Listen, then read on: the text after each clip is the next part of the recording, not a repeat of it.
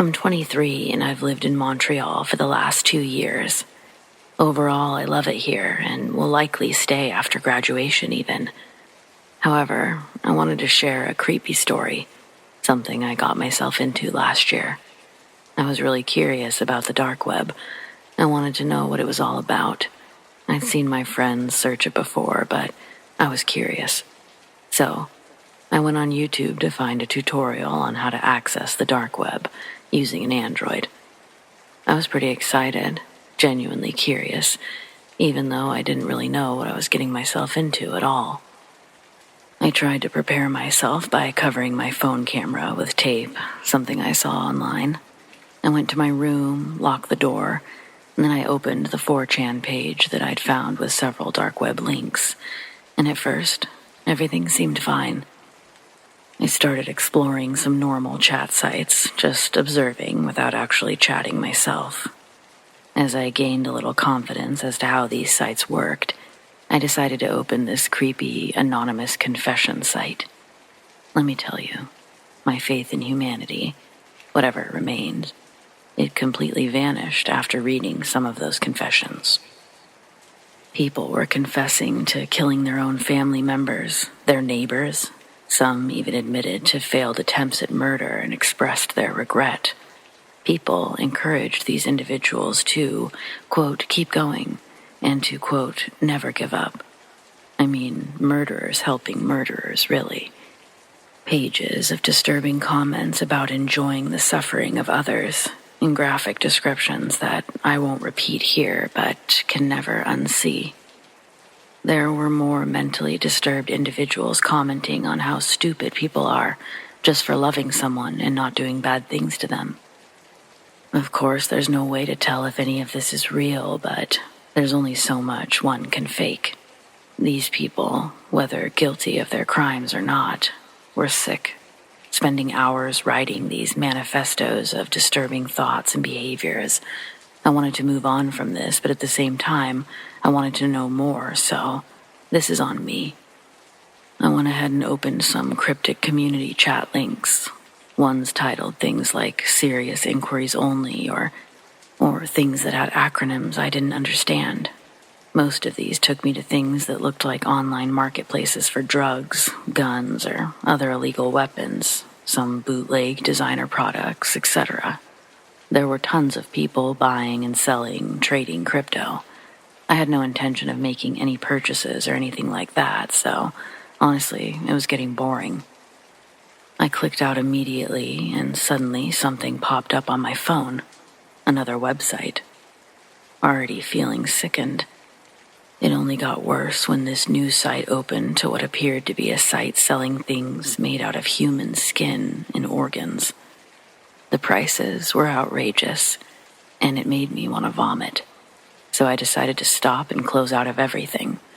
I deleted the browsing app. Tried to forget about what I'd seen by listening to my playlist to fall asleep, but sleep eluded me for almost 2 straight days. Everything felt horrible and ugly. It was a terrifying experience that, honestly, I wish I could take back.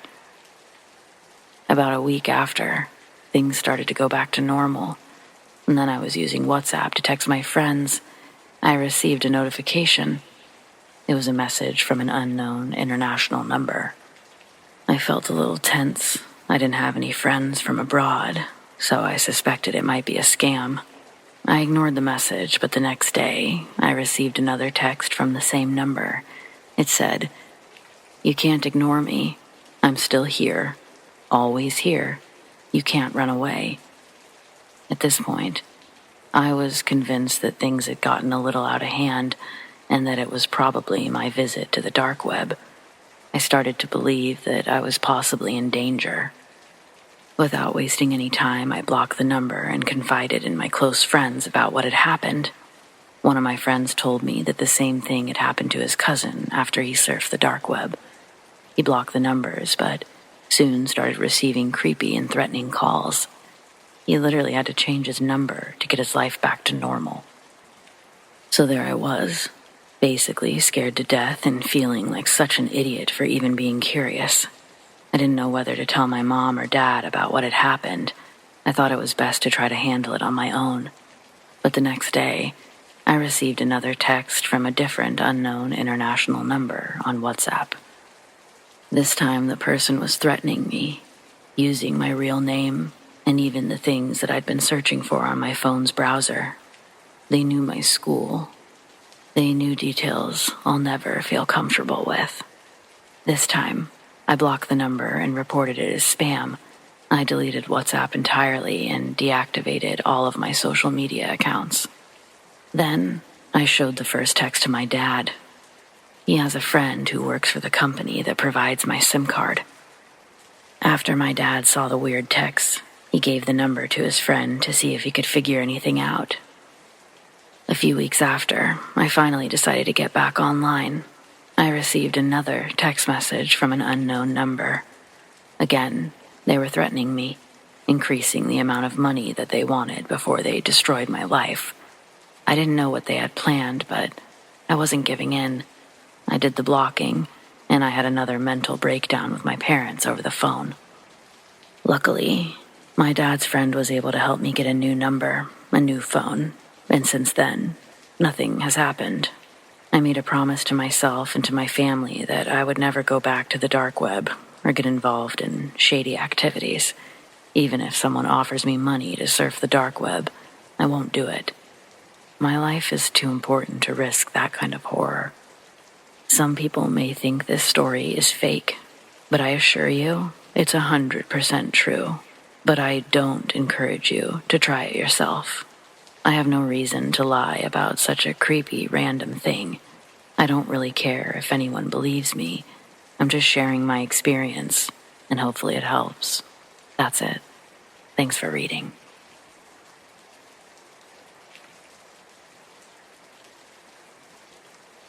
This happened when I was in college, circa 2017, my junior year. Back then, I drove my dad's old Toyota Corolla, and it certainly didn't have fancy locks that automatically locked when I was driving, or that were automatic in any way. Normally, for this reason, I tried to keep all of my doors locked.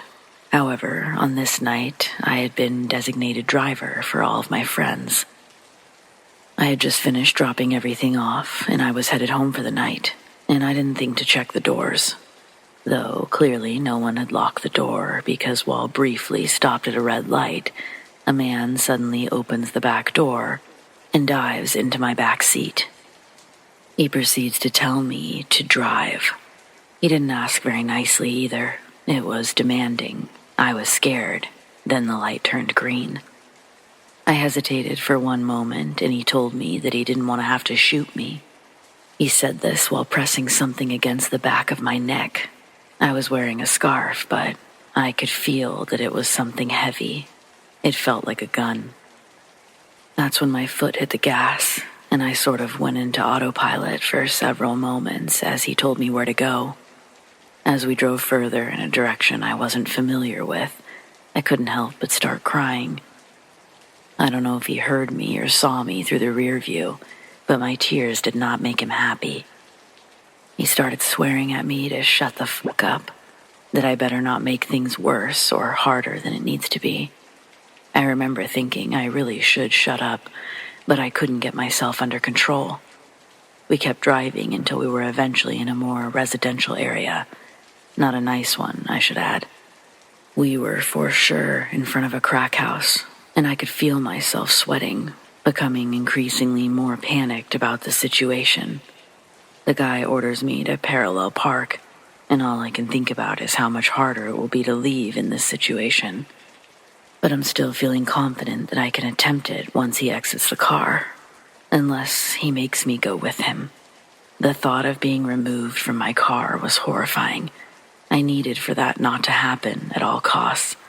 I racked my brain for excuses to stay in the car, but then he ordered me to do exactly that. That's when I noticed a big man on the front lawn of this house.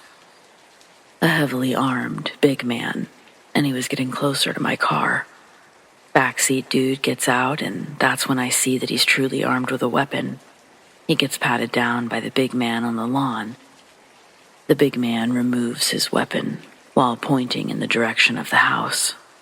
as if giving him permission to go inside, and almost instantly the big man's attention is back to me. He stands right outside my driver's side door, aiming one of the larger guns down at me, finger on the trigger, all while staring at nothing but my hands.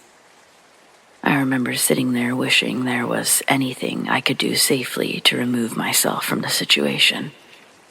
The most tormenting part was that I had a fucking gun in my glove box. I just knew I wasn't going to have a chance to grab it before possibly getting shot to pieces myself.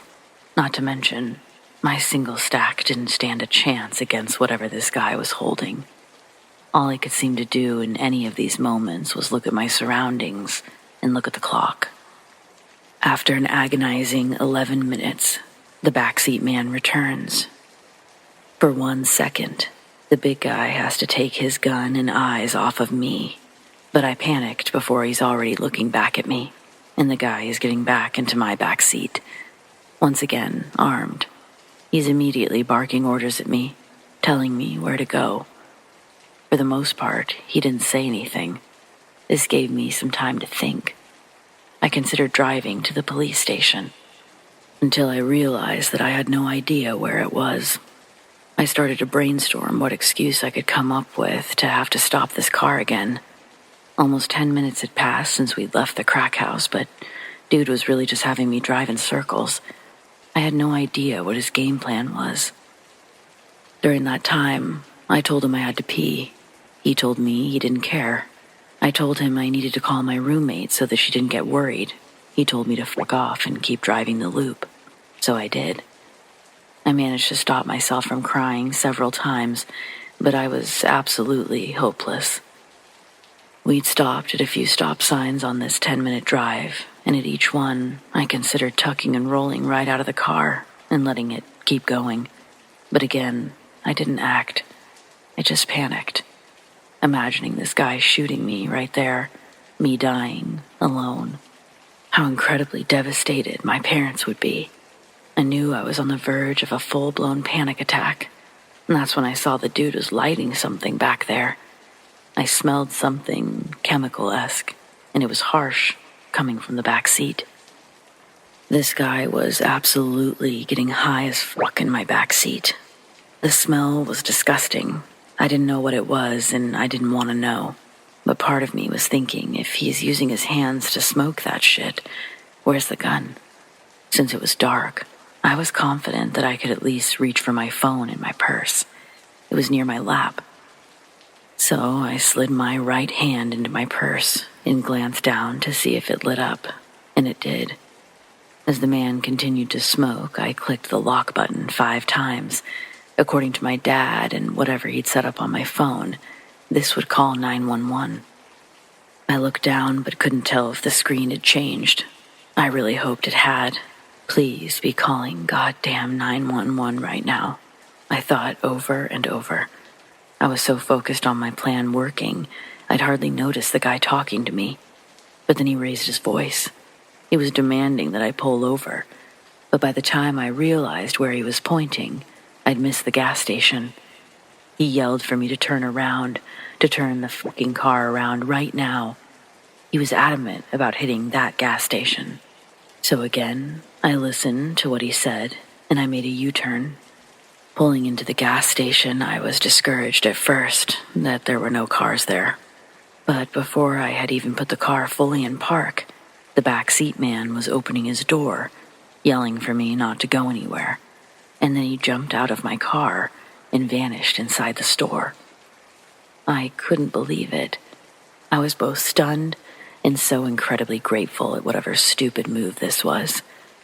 I immediately put the car in reverse and peeled out of that gas station so quickly, not giving a shit if a cop or any other authority saw me. I was desperate to get the hell out of there. I actually found myself laughing hysterically on the way home, and that's when I remembered I'd tried to call the police. I grabbed my phone and could see that I had been unsuccessful in my attempts to call authorities. I'd been successful in escaping this strange criminal, though, and I was grateful that this experience turned out to be more scary strange than horrifying, life-altering. Really could have gone so many ways. Just be smart and always remember to lock your doors. Save yourself the experience and just take the lesson from me. This is my first time venturing online to share a painful story. I've lived a pretty sheltered life, but this Halloween season has stolen my innocence and every ounce of faith I once held in humanity. My son, Austin, is almost 6 this year, and he's been really excited about trick-or-treating. He's going as Woody, but his father also got him a little ghost face costume, and that's what he wanted to wear to his school's Halloween party in the park. I was one of maybe a dozen chaperones watching over nearly 50 screaming children, but I was keeping the majority of my attention on my own son. Maybe that sounds awful, but that's just how it works. It's impossible not to notice your own kid more, but even so, I still failed as a mother. Finally, the day was winding down and parents came to pick up their own astronauts and goblins until there was only a handful of us left. Austin was still particularly hyper, trying to scare me every time I turned around. I kept telling him to stop, but not in a way that I really expected him to listen. I was just trying to get everything squared away. Then he actually said something. I don't even remember what, and I realized, that's not Austin. I ripped the mask off from this new kid's face to see one of the other chaperone's children. I thought the boys traded costumes to play a swapping places prank, but Erin, the other kid, said he hadn't seen Austin since earlier in the day. When asked why he was wearing my son's costume, he adamantly insisted it was his. Well, I've been stitching Austin's name into everything he owns since his second week in school, so that cleared up any confusion real fast. But then Erin's mom began to get angry. She was just as ready to leave as I was. She told her son to go get Austin in a way that left no room for argument, and the boy crumbled into tears. He really didn't know where Austin was. A man gave him the costume and told him that he could keep it if he was able to scare me while wearing it. The sickening truth immediately sank in, and all of time, my entire world, came to a sudden screeching halt. We called the police. They came within minutes, but the wait felt like an eternity. We couldn't even tell how long Austin had been missing. I still feel like the worst mother in the world. We were incredibly lucky, all things considered. Thanks to Ring doorbell footage from the neighborhood, the police were actually able to find Austin within the hour. But the bastard who took him had him for several hours before we called the police. I still can't talk about it in any greater detail than this. That may come with years of family therapy, or maybe not. I just know that I have an overwhelming compulsion to share my story and warn other parents, please, if your child's wearing a costume that covers their face, just take a little extra precaution.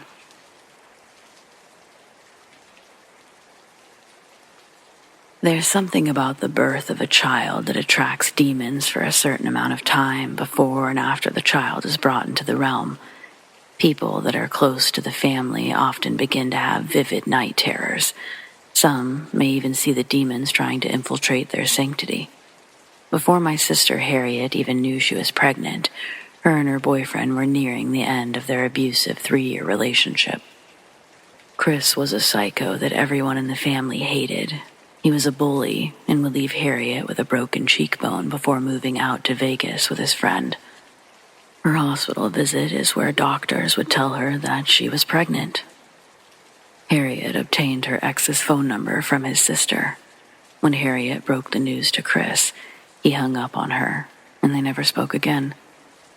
The further along she got in her pregnancy, the more negative energy would attract to Harriet and the people closest to her.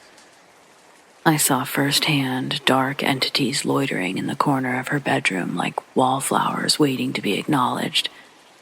I never gave them the attention they sought after, ignoring their presence as I passed through rooms.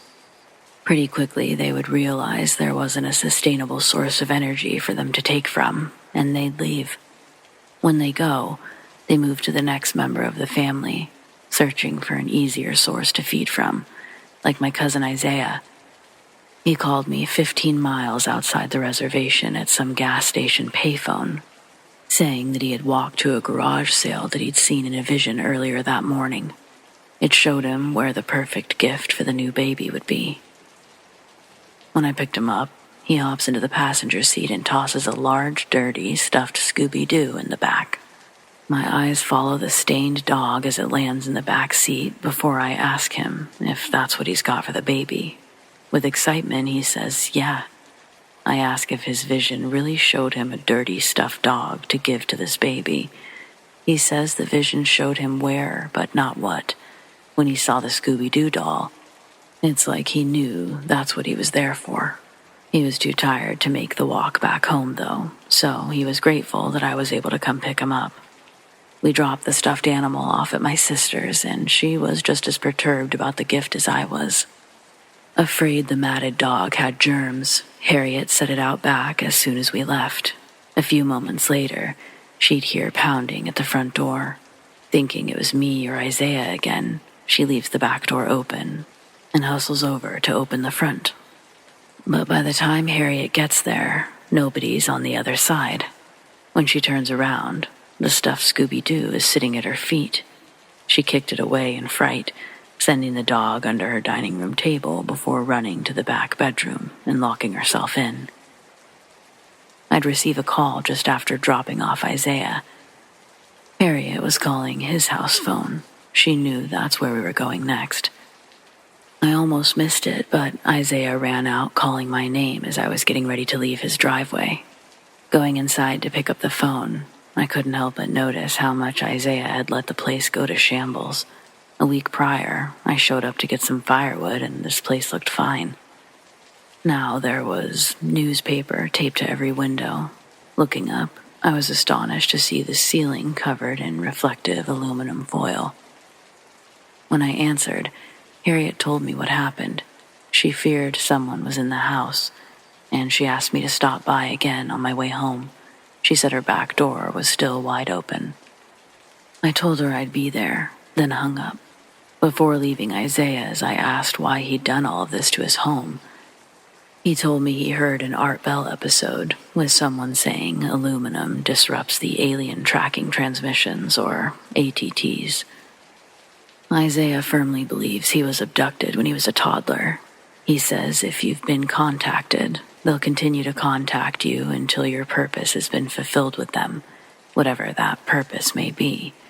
I believe in extraworldly beings, but not to the extent of Isaiah. We live right next to Lake Michigan and Lake Superior, and he's always said the aliens were living somewhere out there, under the water. I thought Isaiah was losing it.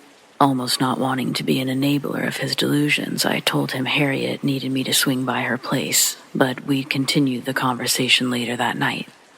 Once again, I'd find myself putting out a cigarette next to the one that I'd ashed out a few hours prior. But now, the sun had set by the time I walked around to the back of her house to see that the door was still ajar. When I walked in, the stuffed dog was sitting on the couch in the dark living room. I flipped on a couple of lights and called out for Harriet, but she didn't respond. I walk back to her bedroom and knock on the door, then call her name again. A couple seconds later, I hear the doorknob unlock, but she doesn't open the door. When I slowly push it open, I'm met with a butcher knife inches from my face. She screams, I scream, and we both leap backwards. Harriet says she didn't know it was me. Apparently, moments after we'd gotten off the phone together, she heard someone call her name from the living room. Knowing it would be impossible for me to have arrived that fast, she stays hidden in the bedroom. The voice called out to her a few more times. It even tried the bedroom door handle before leaving. I didn't know what to say. When she sees the stuffed Scooby-Doo on the couch, she asks if I put it there. When I say no, she grabs it and throws it out the front door, then latches every lock that she has on every door and window attached to her home. Harriet exhausts herself, walking from room to room, checking out the windows for any unwanted visitors on her property. The temperature had dropped severely, and it started to snow that night. When Harriet asked me to stay, I was reluctant because there was a high chance we'd be snowed in the next day. But when your sister is 7 months pregnant, it's your inherent duty as a brother to make sure she feels safe. So I obliged and made myself a bed on the sofa. That night, I tossed and turned. Harriet's couch was uncomfortable, and the paper-thin blankets she'd given me wasn't enough to escape the cold. At one point during the night, it begins to feel exceptionally cold. I'm dozing off, but still awake. I open my eyes, and you can see snow falling on the front porch. This jolts me awake, realizing what I'm looking at is shown through the doorframe of an open front door. Standing just inside the doorway, partially hidden within the darkness of the living room, I see it. A demon stood silently in the living room, between the small amount of light casted from the window and the open door. When it clicked in my head as to what I was looking at, I tried to act like I didn't notice it crouched down in the corner.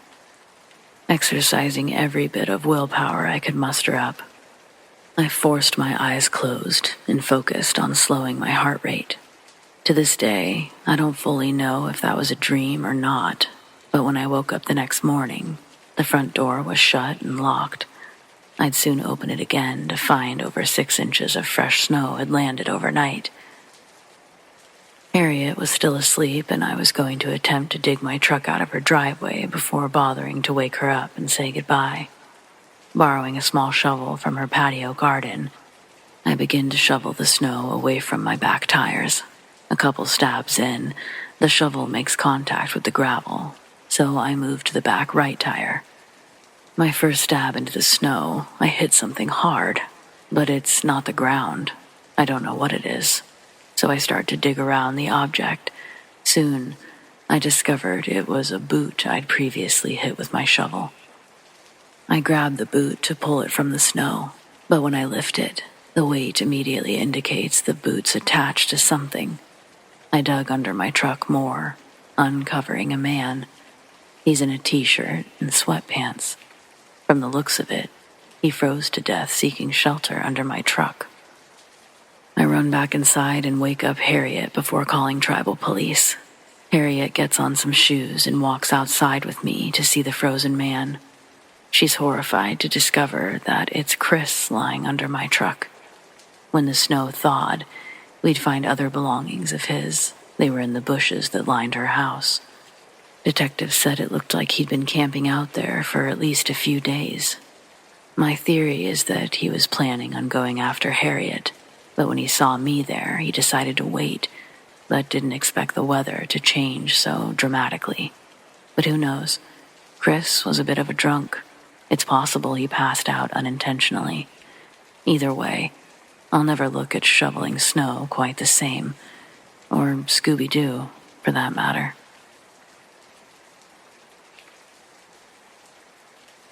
At the ripe age of 7 years old, dressed as a mischievous jester, I roamed the streets of my hometown with my older sister one Halloween night. Eventually, my sister's friends would join us, and we would all be reveling and participating in the laughter and the shrieks that were echoing through our neighborhood. The thrill of costumes, the taste of candy, and the sugar high it provided us to keep on keeping on. It's strange. I can recall both the good and the bad of this night. At this moment, I was having the best time, completely oblivious to what was going to happen next. As midnight approached, it was a bit more still in the neighborhood now. I was tired and I wanted to go home. I remember dragging behind my sister and her friends a bit. She was holding my candy for me, and I was trying to hold my eyes open. It was during this lull that I felt eyes watching me. Somehow, I knew someone was behind me. Probably just some kids, I thought to myself. I quickly turned around, but I saw what looked like a grown-up. I didn't see any kids with the person, and so, for some reason, I started to pick up my pace a bit. I turned around, and there was no longer anyone there. I brushed off the unease as I got closer to my sister and her friends, convincing myself it was just the imaginative spirit of the holiday playing tricks on me. Before I knew it, I'd slowed my pace down again, and even worse, I'd let my guard down. Out of the shadows to my right, between two streetlights and an alleyway, emerged a figure. The man, tall and menacing. He wore a dark cloak. His cold eyes filled with a predatory glare. It set off alarm bells in my head, even at 7 years old. I tried to turn away, to escape his gaze, but my body felt frozen, trapped like a fly in a web. Before I could react, he lunged forward, his hands aiming to grasp me, to drag me into the abyss of the alley, I'm sure. He'd managed a hand over my mouth just in time to silence my initial scream. His hand smelled like an ashtray, and it was suffocating how much stronger he was than me. Within only a few moments, I felt myself being dragged further away from the street, further away from my sister. I would start to slip from his grip, and he'd sort of hike me back up, grunting and making horrible noises, before getting his grip back and continuing his sprint. Panic surged through my veins, and through what I can only assume was pure adrenaline, I found the strength to break free from his clutches. I remember my costume jingling like crazy as I sprinted through the seemingly endless maze of alleyways and deserted streets. I'm not sure where I was looking, but I heard my name being called, and damn it if it wasn't coming from behind me, the one place I didn't want to look. Only it was my sister's voice. Apparently, I'd just sprinted past not only my sister, but her whole group of friends. They were still on the street, standing where the man had initially pulled me in. Shock, fear, I don't know what it was, but I screamed for them to get away from there. My sister approached me urgently, and when she got to me, she held a hand to her mouth, quickly to hide her expression. And through her hand, she asked if I was okay and what happened. By this time, I wasn't capable of forming words, only tears. She picked me up and carried me the rest of the way home. All of her friends followed. The only person I was willing to say anything to was my mom, and oh boy, I think my sister was kind of worried about that. That was the last year my sister was allowed to take me trick-or-treating. My parents weren't really punishing her so much as holding themselves accountable, I think. The real problem was the grown adult who was out there trying to snatch up children on Halloween night. I remember my mom being on the phone with the police. My parents were upset that it wasn't being taken more seriously. Probably just some kids playing a joke, ma'am. Even I knew this was no joke. When my mom would tell this story, she'd always get heated and mock the police with that line, just some kids playing a joke, wondering how many times they'd said that same line and how many times it was never just some dumb Halloween prank.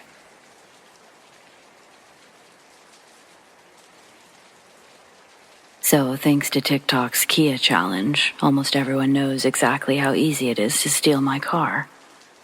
If you're one of those few who still hasn't seen it, like I was, then allow me to enlighten you. These dicks figured out a way that you can start the engine with a frickin' USB plug. All you gotta do is rip off the plastic thing under the wheel and rip out the part that you put your key inside of. Then, a USB port fits perfectly in place of a key. God, I still can't believe this shit.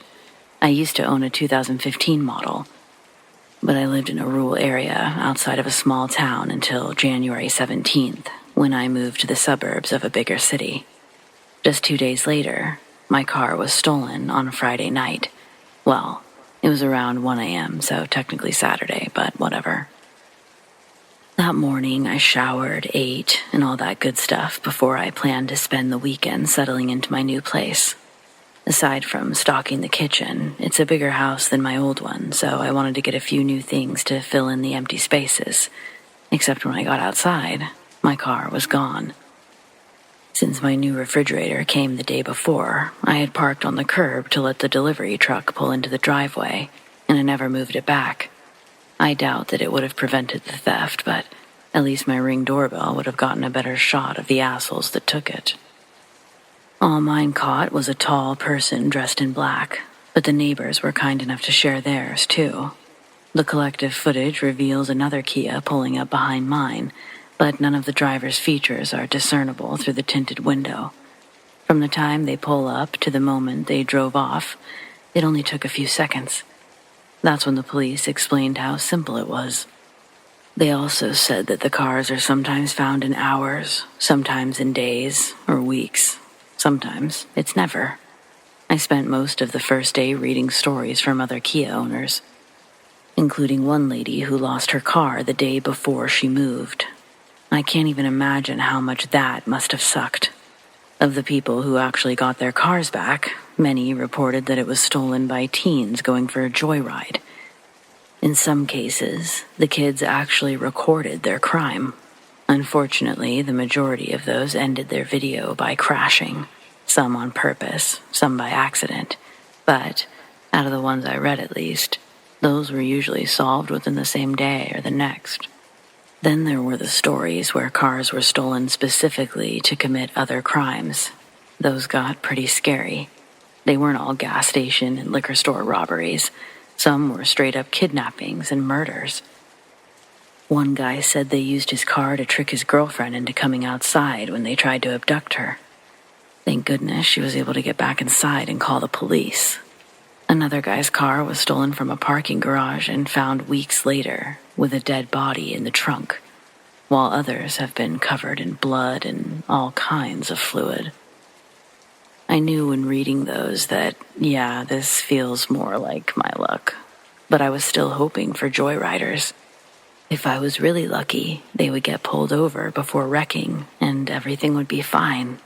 But yeah, that didn't happen. Yesterday, just over a week after being stolen, my Kia was found. Rather than trying to convey this in the same choppy order I learned it, I'm just going to tell you what actually happened. Again, this is a late Friday night, early Saturday morning situation.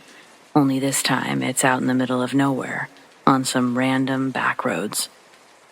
A couple in a large Chevy were on their way home when a Kia came speeding around a curve, almost hitting them. Both drivers swerved to avoid a collision, which sent my car careening off-road, where it flipped and rolled down a small embankment. The truck's driver pulled over safely and rushed to the embankment while his wife called for help. Upon shining his light over the edge, he saw that the passenger was already pulling the driver out of the wreckage. The man from the Chevy held out his flashlight while the two Kia boys climbed up the embankment. Back at the couple's truck, the wife was still on the phone with 911, and the man who'd been driving the Kia asked if he could speak to the operator. Only, once he got the phone, he hung up and pulled out a gun. The passenger had one as well, and they fled in the Chevy. Had the wife not already called for help, they would have probably been stranded overnight or worse. I'm so grateful that they weren't hurt as well. When police arrived, they searched the wreckage and found plenty of blood, both new and old. While some clearly came from the crash, the older stains in the trunk and the back seat, they belonged to someone else, someone who probably isn't alive anymore, judging by the quantity. They also found broken liquor bottles, drug paraphernalia, a leather bodysuit, a bag of adult toys, a blow-up doll that had been buckled into the back seat like a real person. It had popped during the crash, but the strangest part about that one was that someone had blacked out the eyes and colored SpongeBob squirt pants on the waist. They didn't just half-ass it either. It was done with a Sharpie and drawn in big, fancy bubble letters, like the actual cartoon. I don't care what the hell people do in or with their own property, but seriously, what the hell? At this point, I'm glad I won't be getting the car back. Even if it wasn't totaled, it would be evidence now anyway. The suspects were described as likely being in their 20s, and the police are still searching the area. But that's all the information that I've been made privy to. Oh, I almost forgot the best part.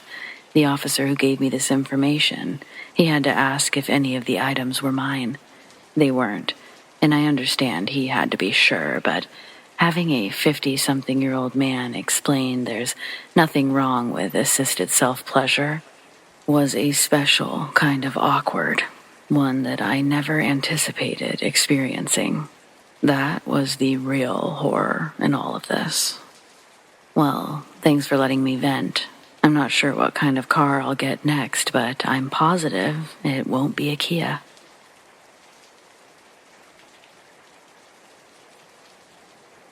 This story took place during the summer of 2008, when my best friend got her license and we got our first taste of freedom, but we were also major assholes.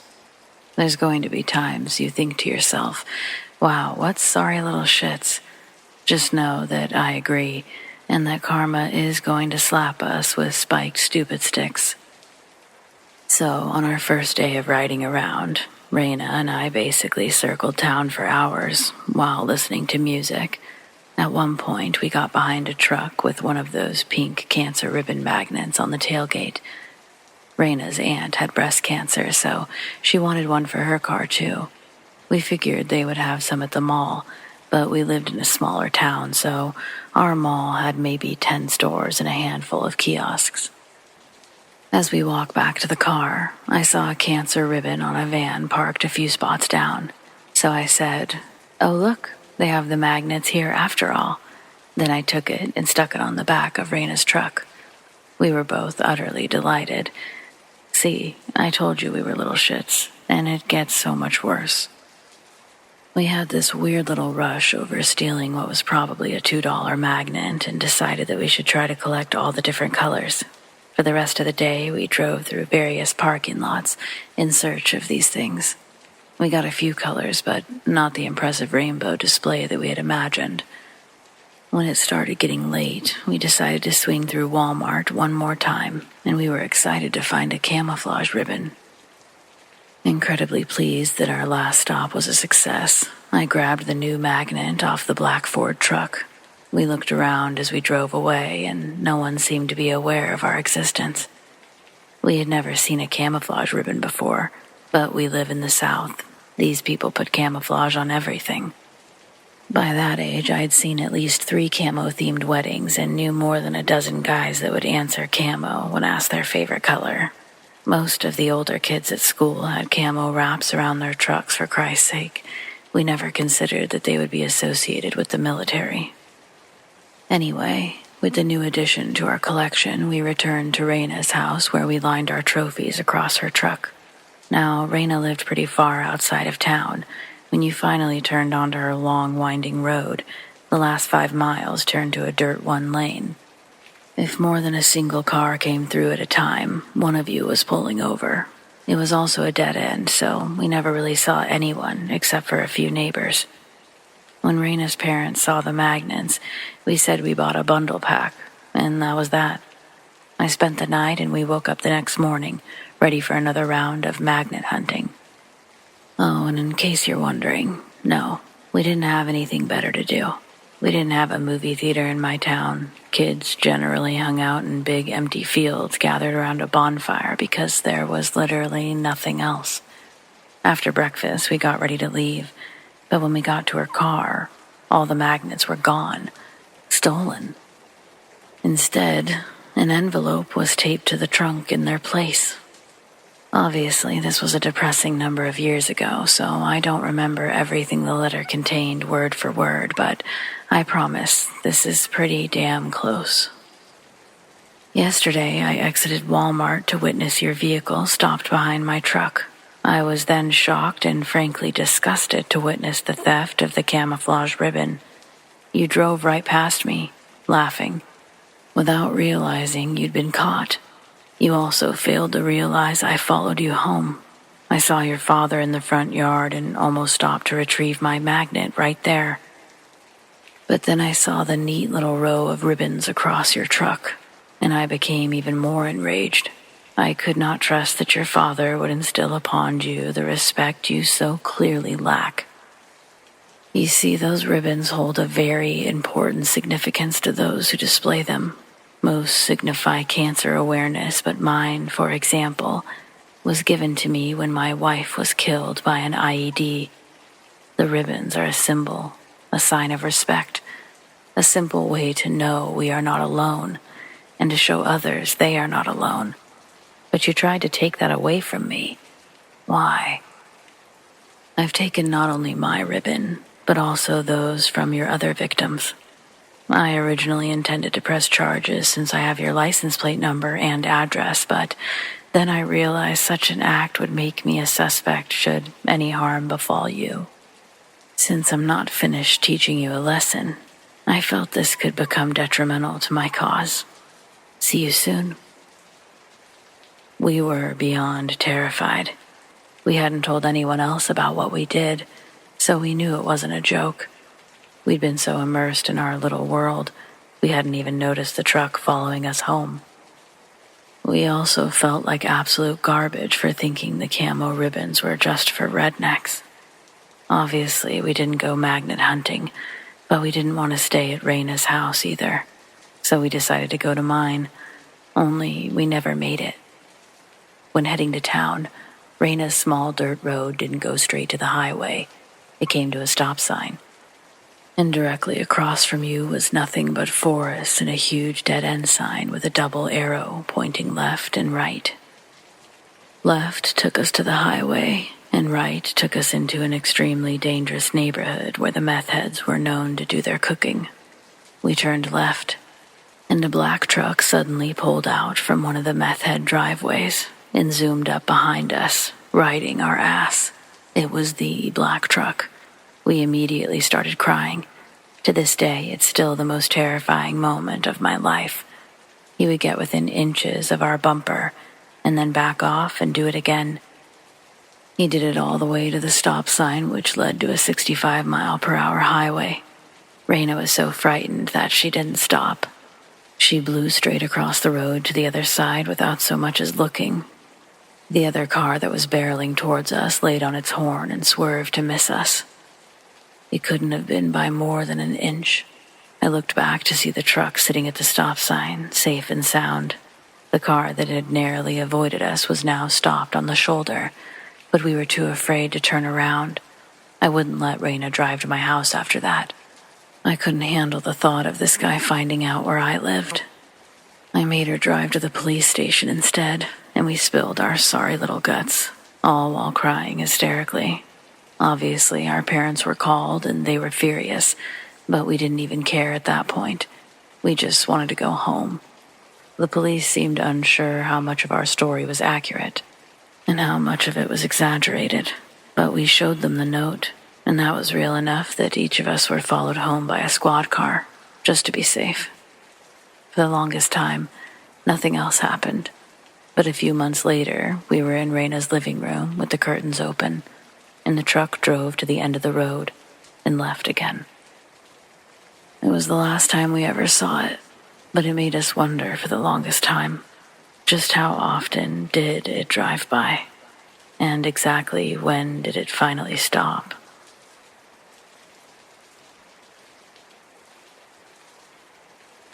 It was 1977. I'd taken time off of work to have a baby and stay home with her, but I still needed an income. So my mother had hired my younger sister and me to do the dirty, back-breaking work in her shop while she took care of her first infant granddaughter. Around Halloween, my sister and I were working at our mom's antique store. Mom had just gotten a truckload of European oak furniture that needed to be cleaned and polished, have the handles screwed on and so forth. A nice-looking man came into the store and started talking to my sister, who was 17 at the time. He introduced himself as Ted Smith, and we laughed and said that we must be related as Mom's maiden name was Smith also. He chatted both of us up, but focused on my sister for the most part. He purchased an armoire, but said that he'd have to go get his truck, since at the moment he was driving a Volkswagen Bug, an old Volkswagen Bug. He then asked my sister and me if we wanted to go out to dinner that night with him. We were sweaty and dirty from work. I had a baby to care for, and Sis already had a boyfriend, so we said, "Thanks, but no thanks, Ted." He asked me to ride with him to get his truck so he could drop off his Bug at the auto shop for repairs. But by that point, I had to get home to my infant, right away, because I was still nursing her, and I thought my breasts were going to begin leaking at any minute. However, he wouldn't give up trying to get one or both of us away from the shop.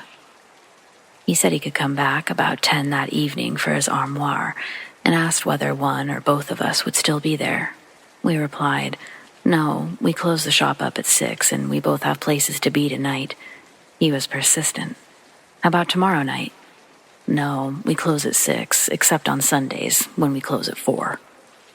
He asked whether one of us could meet him early in the morning, like at 5:30 a.m., but neither of us wanted to. He was getting to be a bit creepy, and Sis and I were eye-rolling at each other.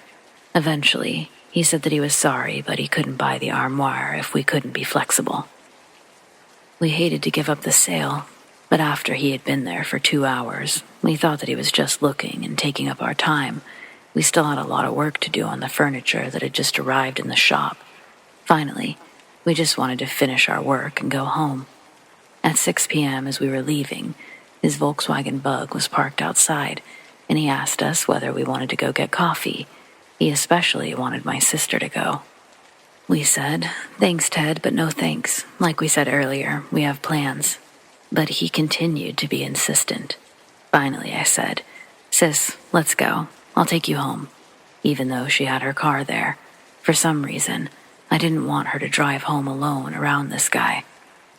So he drove off in his Bug, and we really didn't think of it again. Until the next year, when this picture appeared in the paper. Ted Bundy. It still sends chills up my spine writing this, and Sis and I talk about it occasionally.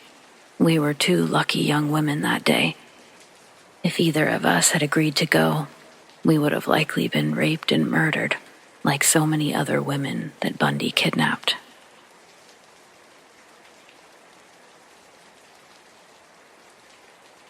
As a kid, I was pretty obsessed with the idea of there being a great pumpkin. Christmas has Santa, Easter has the bunny. Why can't Halloween have something that leaves presents too? I was young enough to consider a Charlie Brown cartoon evidence, yet old enough to remember the way to the pumpkin patch. It wasn't far. Sometimes Mom and I walked instead of driving. I waited until the night before Halloween and snuck out after my parents went to sleep. The walk itself didn't frighten me at all. I was too excited to be afraid, and too dumb to understand that humans were the real threat. I got to the pumpkin patch without incident, picked my spot, and waited for the mountains of candy I knew would be coming my way. It was almost 1 a.m. by then, and the longer I sat there, the more tired I became. I would drift off for a few moments, and then a random sound would jerk me back awake. Each time, a rush of adrenaline surged through me while I searched for the great pumpkin, and each time, the disappointment of his absence was crushing. This cycle happened for the last time just after 3:30, when I woke to the sound of nearby voices. They may have been in their late teens or early 20s, but I can't trust my perception of their age. The only thing I knew for certain was that they weren't ruining my last chance to see the great pumpkin. I still wasn't frightened. I was furious. How dare they? When I stood from my hiding place and ordered them to leave quietly, I genuinely believed that they would apologize, maybe even give me some candy and go. I heard their whole speech in my head, how they'd promised it would never happen again and wish me luck as they left. But yeah, obviously none of that happened. I was so far off base that I'm lucky just to be alive. They definitely hadn't known I was there. It startled them when an angry child suddenly emerged from the darkness. I launched into my speech without waiting for their response, and they stood silently gawking until I was finished.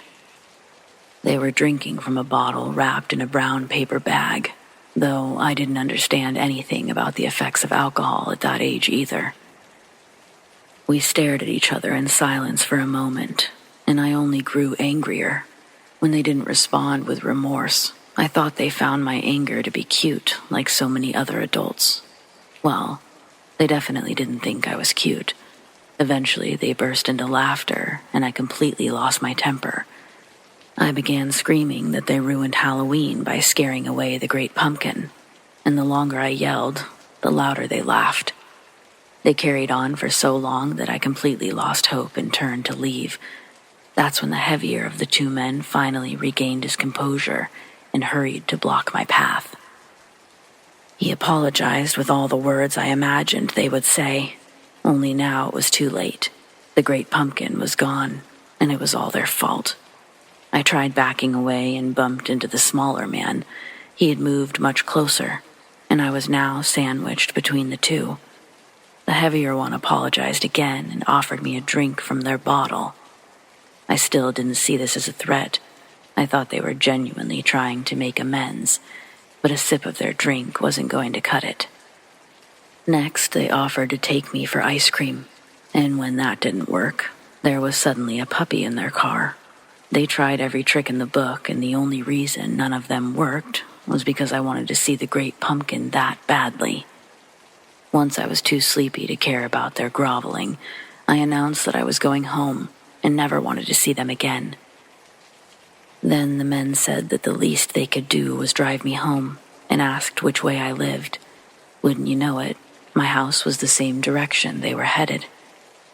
Well, that one got me thinking. It was a longer walk, and it only seemed that much further after staying up all night. I had also grown paranoid that my parents would wake up while I was gone. I may have been extremely ignorant, but I understood exactly how much trouble I would be in if they realized what I'd done. So yes, a ride home actually sounded like a great idea. Those guys walked me to an old car that smelled like a skunk, and I climbed in the back seat with 0 alarm bells sounding in my head. At first, they really did drive in the right direction, and there was what I thought to be polite conversation. They asked if I wasn't afraid to be walking around at night all alone, and I, a cocky little shit, told them all about how I was too smart to believe in ghosts or monsters. I knew those things were only in fairy tales, yet things like the Great Pumpkin and Santa Claus, no, those were real. I'll never forget the look on the smaller man's face when he turned back and asked how I felt about people. He was enjoying my ignorance very much. I think he wanted me to understand I was in danger, like he wanted to see the aha moment on my face when everything clicked. Well, if that's true, then he got his wish, but it took me longer than I care to admit. He played coy, slow-walking me through what-if scenarios while the bigger man followed my directions home. Then, as we approached the last stop sign before my house, I said to take a left, and my house was the third one on the right.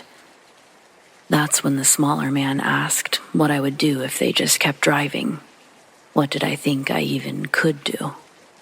Still thinking it was all one big joke, I said something along the lines of beating them up, something clearly beyond my ability, and was rewarded with another round of hysterical laughter.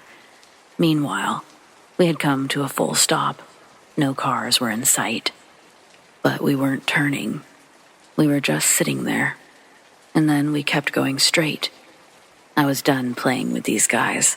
I just wanted to crawl into my bed and sleep, but they wanted to play these ridiculous games all night. In a burst of sheer anger, I lunged forward, grabbing the wheel, and took us over the curb. The smaller man slapped me, hard, and I flew back into my seat. That's when reality finally came crashing down on me. Everything clicked into place, and I understood that these men did not want to be my friends. The smaller man said that if I laid on the floorboard and stayed silent, he wouldn't crawl back there and make the first slap look like a love tap. I was so frightened that I complied. I didn't know what I was going to do or what was going to happen, but I knew I couldn't handle being struck again. My entire head was throbbing, and the side of my face felt like it was on fire. It terrifies me to admit this, but had no one intervened, I probably would have followed their orders all the way up to digging my own grave. From the floorboard, I watched as we left behind the dim lighting in my quiet neighborhood for a bright glow of the still busy highway. It was no longer the middle of the night, but early morning, and people were trying to get to work. I was never planning an escape. I was just hoping with every fiber of my being that someone would save me. And I got lucky. The two men had been talking, but I'm not sure about what. I just happened to notice that they suddenly clammed up, like something had frightened them. Then the smaller man turned to look out the back of the car, then down at me. His tone shifted to one of kindness, and he seemed like an entirely different person as he thanked me for being so well behaved. In fact, they only kidnapped bad little boys, and considering how they found me, they were sure that I was one. Now, they had seen the error of their ways, and they were just looking for a place to turn around so they could take me home. Well, I'm excited to report I had finally learned my lesson. I didn't believe a word he said. Before he could stop me, I climbed back into my seat and saw what had scared him so badly. There was a cop behind us. I began screaming and pounding on the back window. The officer saw me and turned on his lights, and my kidnapper punched the gas. The pursuit lasted less than 10 minutes, but it felt like hours. All the while, the smaller man was screaming what he planned to do with me when they lost the cop. I never cried so hard in my life. I thought that they were going to escape, and that I had just made my situation that much worse. But they turned into a neighborhood and became trapped on a dead-end street. They had no choice but to leave me and the car behind while they were trying to escape on foot. A minute later, officers were pulling me from the car, and shortly after, my kidnappers were in handcuffs. I didn't know my address, but I was able to describe the pumpkin patch well enough for one of the cops to recognize it. Once they got me back there, I was able to guide them to my house. My parents lost their minds when they opened the door to see me with all of the police, and I had stranger danger lessons every day for the next 3 years. But I had already received the only lesson I needed. To this day, I treat every stranger like a potential kidnapper. Is that healthy? Probably not. But I haven't been kidnapped a single time since, and that's all I'm really looking for. Happy Halloween, everyone, and please, if you have a kid that believes in the Great Pumpkin, keep an extra eye on them, okay?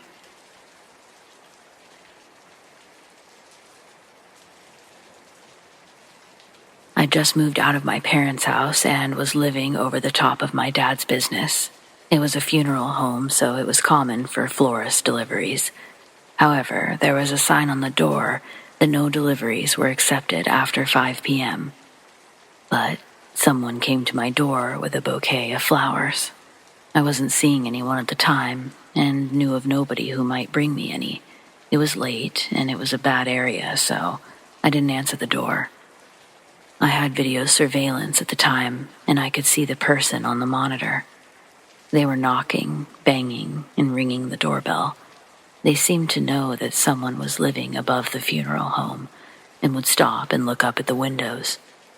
I watched as they walked away, leaving the flowers.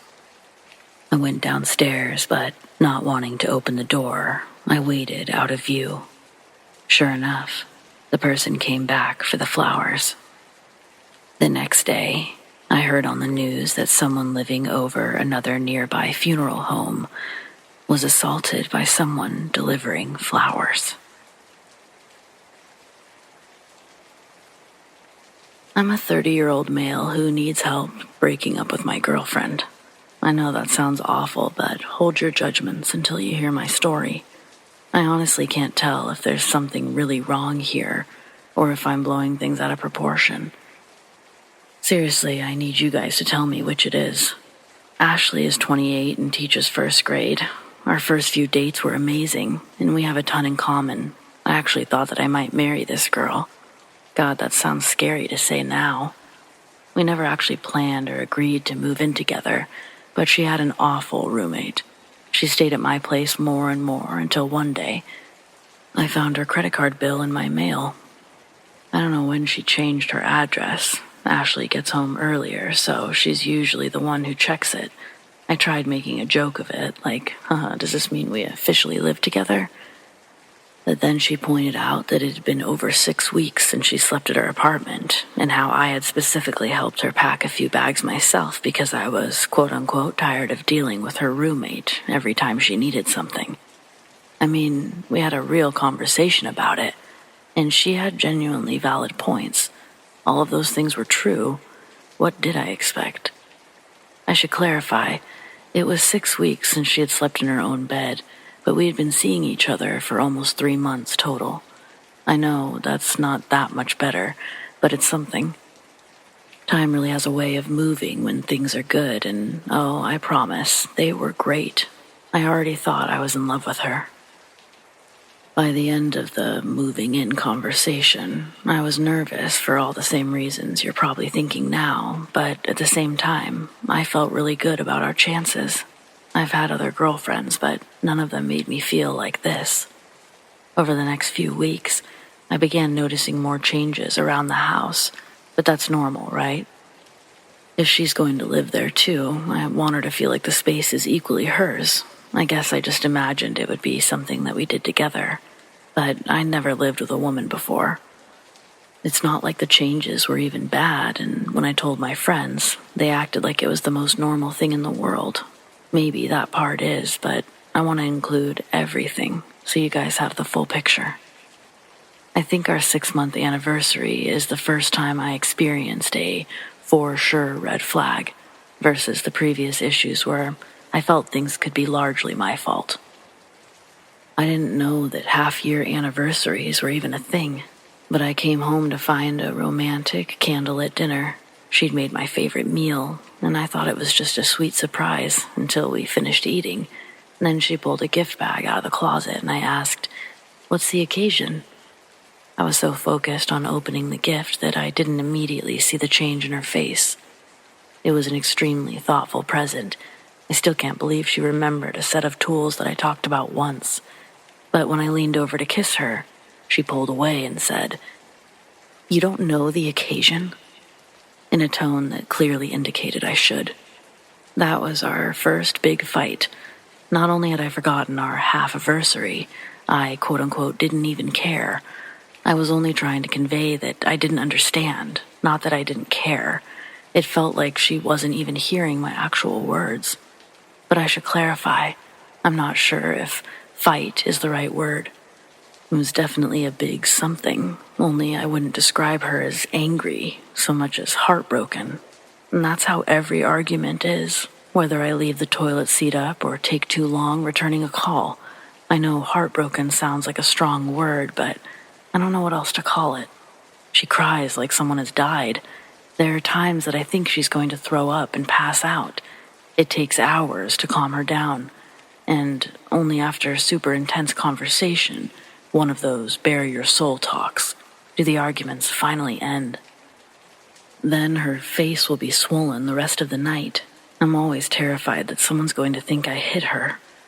After the anniversary fight, I walked on eggshells for the next few days, and everything went back to normal. If anything, we were closer than ever. I don't want to spill her life story on the internet, but she's had a traumatic childhood that left her with severe abandonment issues. We all carry our burdens, and it seemed like the simplest thing in the world to be a little more mindful of special occasions, especially since she's so good to me. Even though she also works full-time, she still does all the cooking, 90% of the cleaning. I can't remember the last time I had to do my own laundry, and she sews. But then there's things like when my friends wanted me to come on a weekend camping trip. Trevor was getting married, and he wanted a weekend of nostalgia instead of a bachelor party. I wasn't about to deny him that. I didn't even consider the possibility that my going would upset Ashley. We were in bed when I read Trevor's message, so I began telling her all about him and the camping trips that we'd take as kids. She seemed genuinely interested until I got to the part about going away for the weekend. Then, just like the anniversary, a switch flipped, and she went from laying on my chest to nearly falling off the bed. She wouldn't even look at me. We fought about it for most of the night. At first, she didn't want me to go at all. Then she wanted to come with me. And I actually had to explain why I would be the biggest asshole in the world if I brought her. She felt that I was choosing my best friend over her, and we had to agree to disagree on that front. If it had been a regular camping trip, I would have declined the invitation and stayed home, but it was literally the one thing my best friend wanted for his wedding. Ashley threatened to leave me. and I had to promise that I would never go camping again to ensure that she would still be there when I came home. That was probably a mistake, but I felt so bad seeing her cry like that. Her eyes do this weird vibrating thing, and it always freaks me out. When I see that, I know any chance of logical conversation is gone out the window. Those fights always end with me caving to whatever she wants, and then she apologizes with a story from her childhood that seems to make it all sound completely reasonable. Feels like I'm losing my mind. Things were a little rocky after the camping trip, and her mood will change even now if someone brings it up, but still, there's just so many positives, right? The next major fight happened after a storm damaged my parents' front porch. Dad wanted me to help replace the roof, and his insurance company was even paying us for the work. Yet, Ashley was furious because she wanted me to binge watch a new show with her. This was the first time I didn't feel guilty when she cried. I was too angry. When she saw that I wouldn't back down, she decided to come with me instead. I didn't see any reason not to let her. I thought it would be nice for my parents to get to know her better.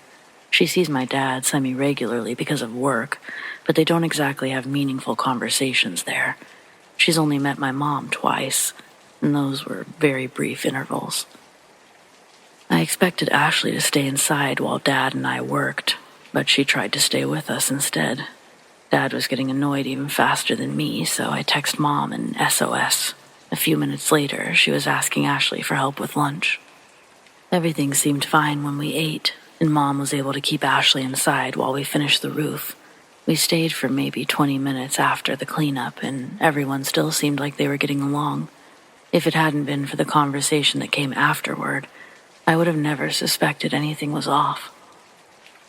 As soon as we left, Ashley began to jokingly discuss how I had one of those mothers who was jealous of their son's girlfriend.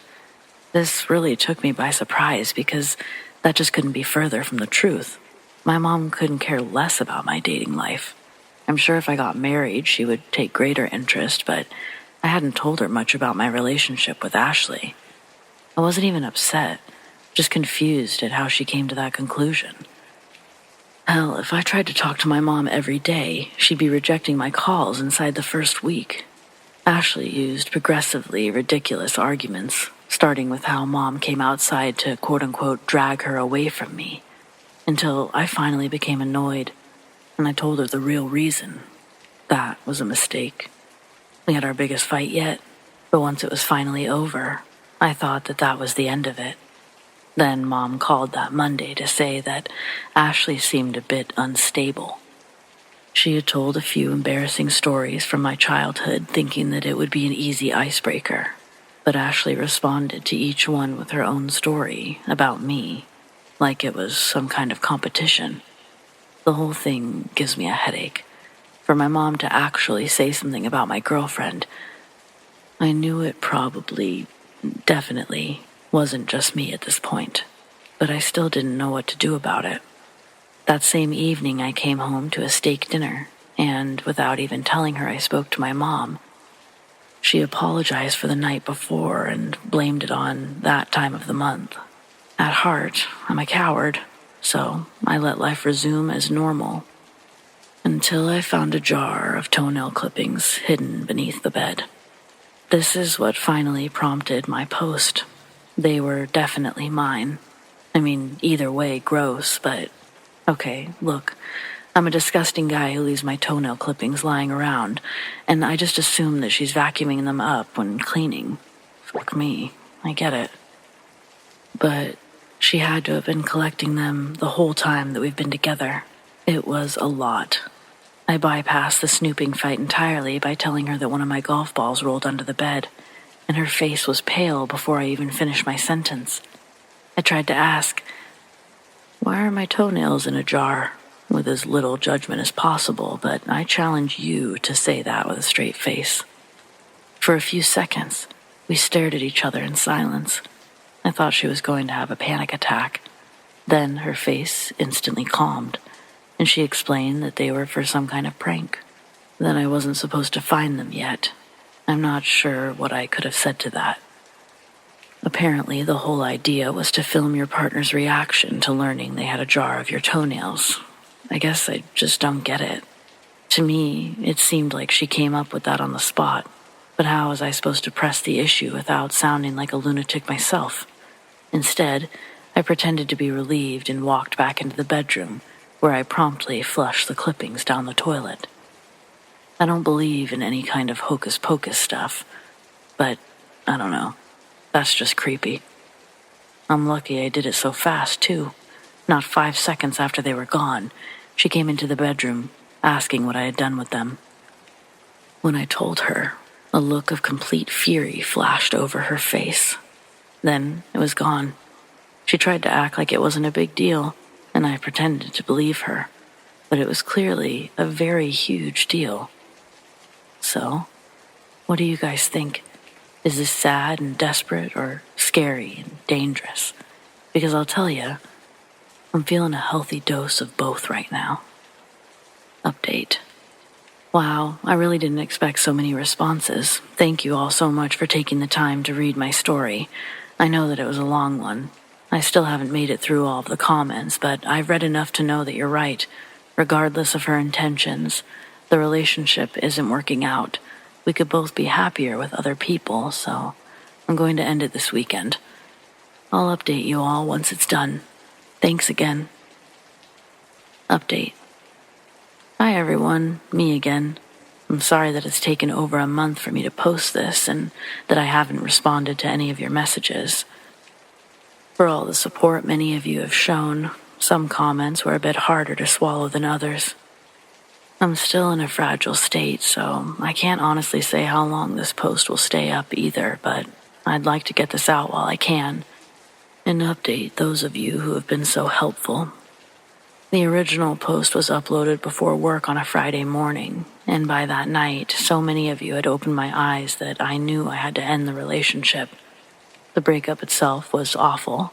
We both cried through the night, just talking everything through, except the toenails.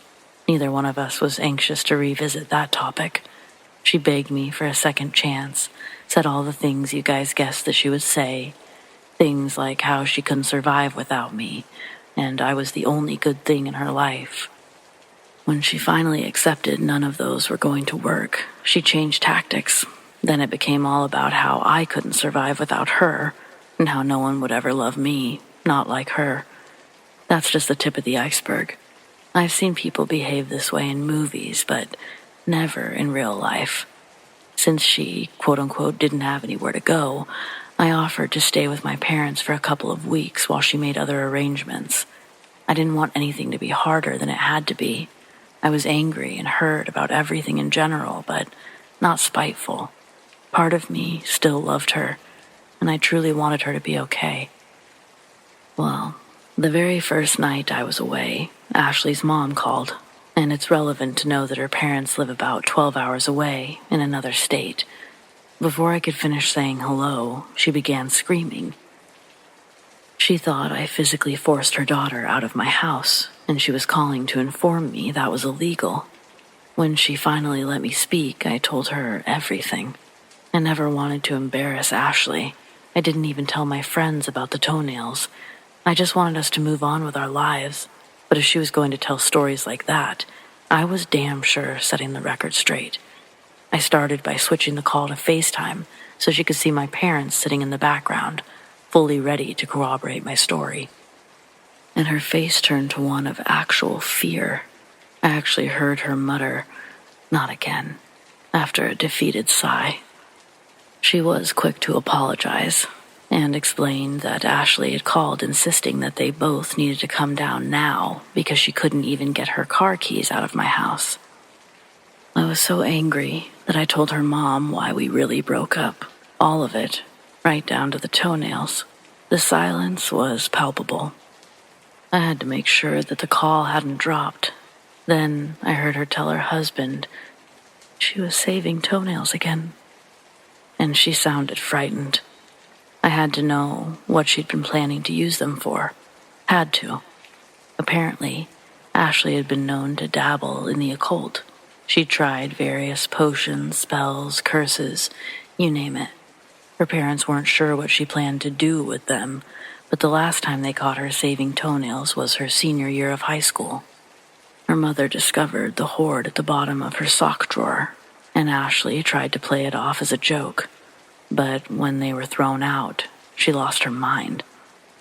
Her mom said it sounded like she believed those clippings were the only thing holding her relationship together, but none of it was making much sense. To make matters worse, her high school sweetheart dumped her the next day, and she never stopped blaming her mother. She couldn't be convinced that the two events were unrelated. Altogether, I talked to her mom for over an hour while deciding the best way to proceed. We wanted to do things as gently as possible, so we agreed to pretend our conversation hadn't happened. Calling Ashley out on her lies would only make things worse, and none of us really knew what she might do while alone.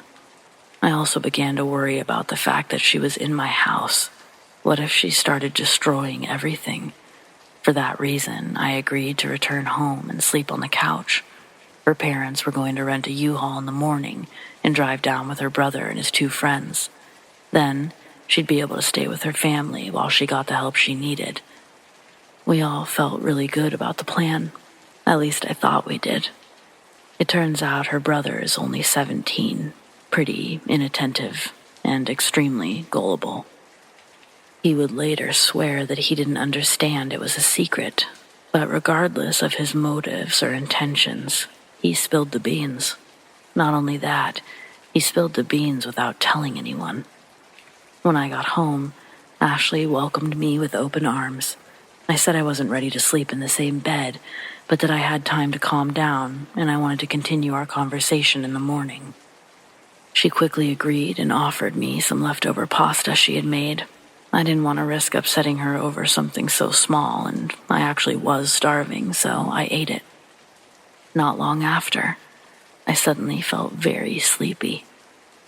And the last thing I remember before passing out is a look of triumph spreading across Ashley's face. I woke up in the hospital. My throat and my chest were on fire, and every breath made it worse. I then learned that after passing out, Ashley managed to drag me into bed before removing all of the smoke alarms and throwing a lit match onto the couch. She then took a handful of the same drugs that were in my food and crawled into bed where we were supposed to die together. The only reason we survived was because my neighbor and I happened to be very close. He and his partner drug Ashley and I out of the house while their 15-year-old called the fire department. My house was completely ruined. I'm still dealing with the insurance company and Ashley's parents. They had to move her to a mental institution. Right now, it's still being determined if she's legally competent to handle a trial or something like that. Honestly, I've been letting my parents do all of the talking when it comes to that stuff. They give me the updates later and ask if I want to contest or push for certain things, but right now, I still don't know what I want, except to heal. I want to sleep without having nightmares. I want to eat without wondering if something's been put in my food. But as far as Ashley goes, God, I just don't know. Maybe that's why I finally came back here, because I'm stuck again. I really don't know. I only know that I've been writing for over an hour, and I'm tired. I guess I'm just gonna hit the post button and see what happens. Thanks for sticking around.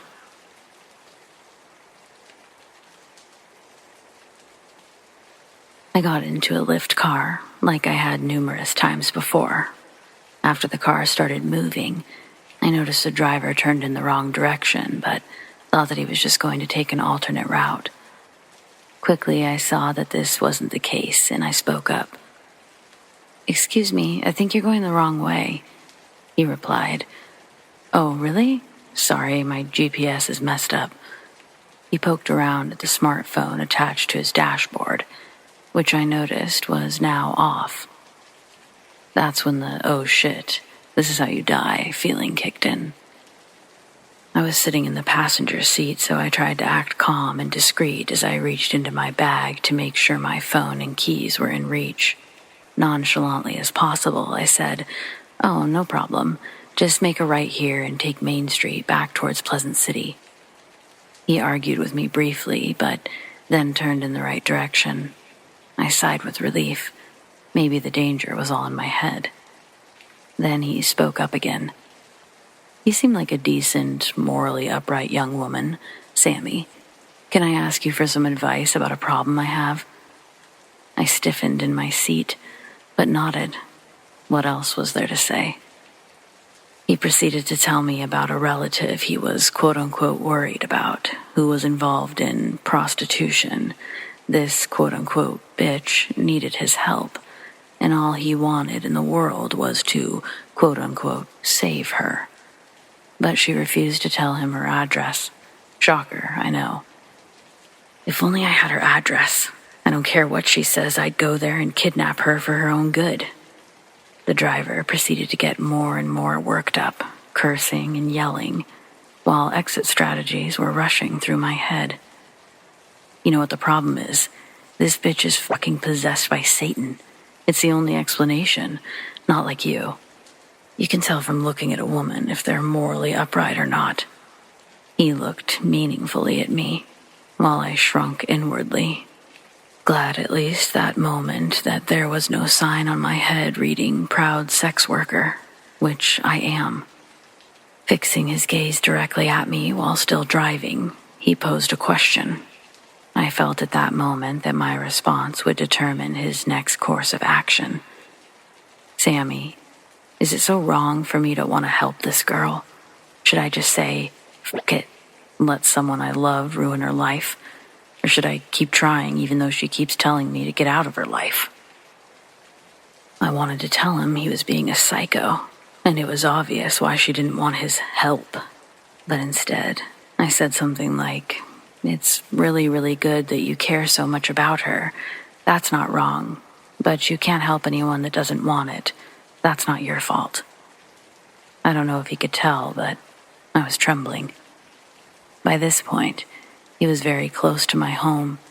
He seemed to calm down, but I'd had the distinct feeling that I'd narrowly avoided disaster. As he pulled up to my place, he said without a smile, You're a smart girl, Sammy. I'll think on your advice. I got the fuck out of that car and went inside, very relieved to be home, but also cursing myself for using my home address. For that reason, I was afraid to even leave any kind of feedback.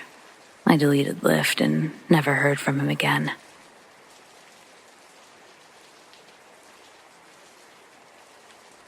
Here's one for the Yuletide log that we truly don't share enough when my family gathers to tell stories around Christmas time. Probably because the little fiasco almost got me taken away from my dad and put into foster care because of how negligent it made him look as a parent. And so here's the story of how I got to take a magical ride with Santa and one of his elves when they carjacked my dad's Jeep from a gas station parking lot in the early Christmas morning hours of 1994. I was about 5 at the time, and my dad delivered papers for the Seattle Times. He was a single father and couldn't leave me at the apartment unattended for the hours it took him to deliver papers. So he made me a small bed in the back of his Jeep. He rigged it up so that I was still seatbelted in, kind of like a hospital gurney, but homemade with only 3 straps to secure my hip area, chest, and legs. I could still turn and move, but I was secured in at the same time. Pretty ingenious technology. It would be his routine to get a coffee halfway through his deliveries when his favorite 7-Eleven was closest on his route. If I was awake, he'd get me a donut. Most of the time I'd be asleep, though. That night, I was asleep. There was snow on the ground, and the temperatures were at their lowest during that part of the night. When my dad got to the 7-Eleven, he left the car on to keep the heater running for me without killing his already unreliable battery. He's never seen the person working behind the register, and while he's purchasing his coffee, she starts to put the moves on him, and they both begin to flirt back and forth. While my dad's distracted by his new Juliet, a man dressed as Santa Claus rides up on his bike. Then, out of the dark, another man rides up beside him, dressed as an elf, minus the pointy shoes.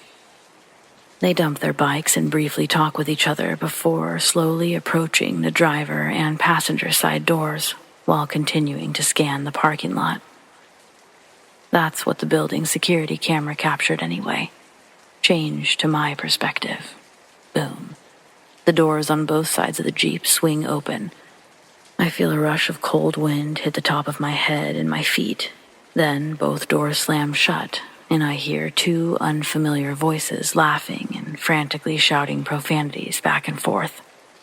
I was quickly slid forward and then backward. I recognized the Jeep was going fast enough for me to feel pressed against the back seats.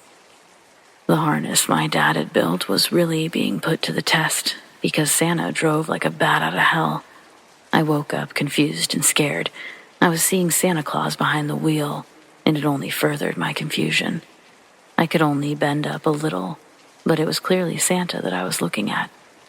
I could see even less of the elf, but he was also dressed the part. He was the same size as Santa, and in retrospect, it's funny that their size comparison was the first red flag of something being wrong. Probably still thinking I was dreaming, I go, "Santa?" The front seats get quiet real quick, and I watch his eyes meet mine in the rearview mirror, and he says, "What the fuck?" Then the elf turns and looks at me, then turns to Santa and starts cussing at him, calling him Wayne. I got squeezed and launched forward the 6 inches my harness allowed as the Jeep's brakes slammed. The tires skid to a stop, and the smell of burnt rubber when they open their doors flooded in, and I feel the rush of cold wind enter the vehicle. I hear the doors at my feet open and think Santa's going to unstrap me. Then the door at my head pops open, and I get a closer look at the elf.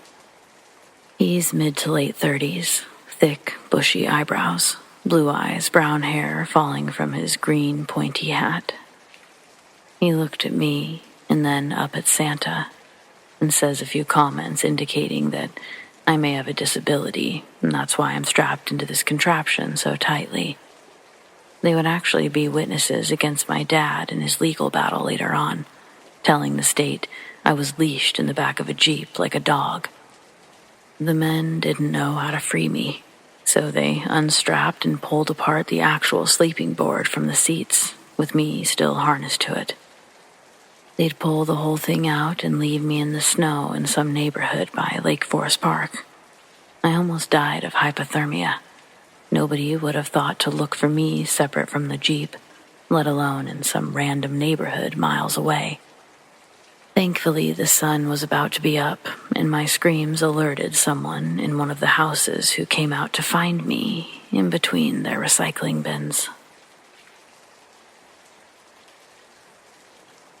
Last Halloween was my senior year of high school, and my friends wanted to do something special. We went to a haunted house, a corn maze, and a hayride before finishing the night off with an escape room, but that last part is where things went wrong. We didn't actually know about the escape room until we were leaving the hayride. On the walk back to the parking lot, we ended up talking to one of the other customers, and he asked if we'd heard about it. He said other people had been talking about it all night and seemed fairly impressed. It was set up in a warehouse just outside of town, but it was so dark that when we got there, we almost kept driving. But then a man with a glow stick waved us in. He said that they just started closing but didn't mind staying open for one more group. It was just after 11:30, so that seemed like a pretty reasonable story. We were led into the warehouse, where a woman with a cash box took our $15 cover charges, and then we were led through a small waiting area. As we entered the actual escape room, he said the door that we came through would be barred. To get out, we had to find the key that would open the door on the opposite side. Once the 4 of us were shut in, the lights dimmed considerably, and we quickly realized all of the decorations were extremely cheap. Like worse than what you would see at a first grader's Halloween party.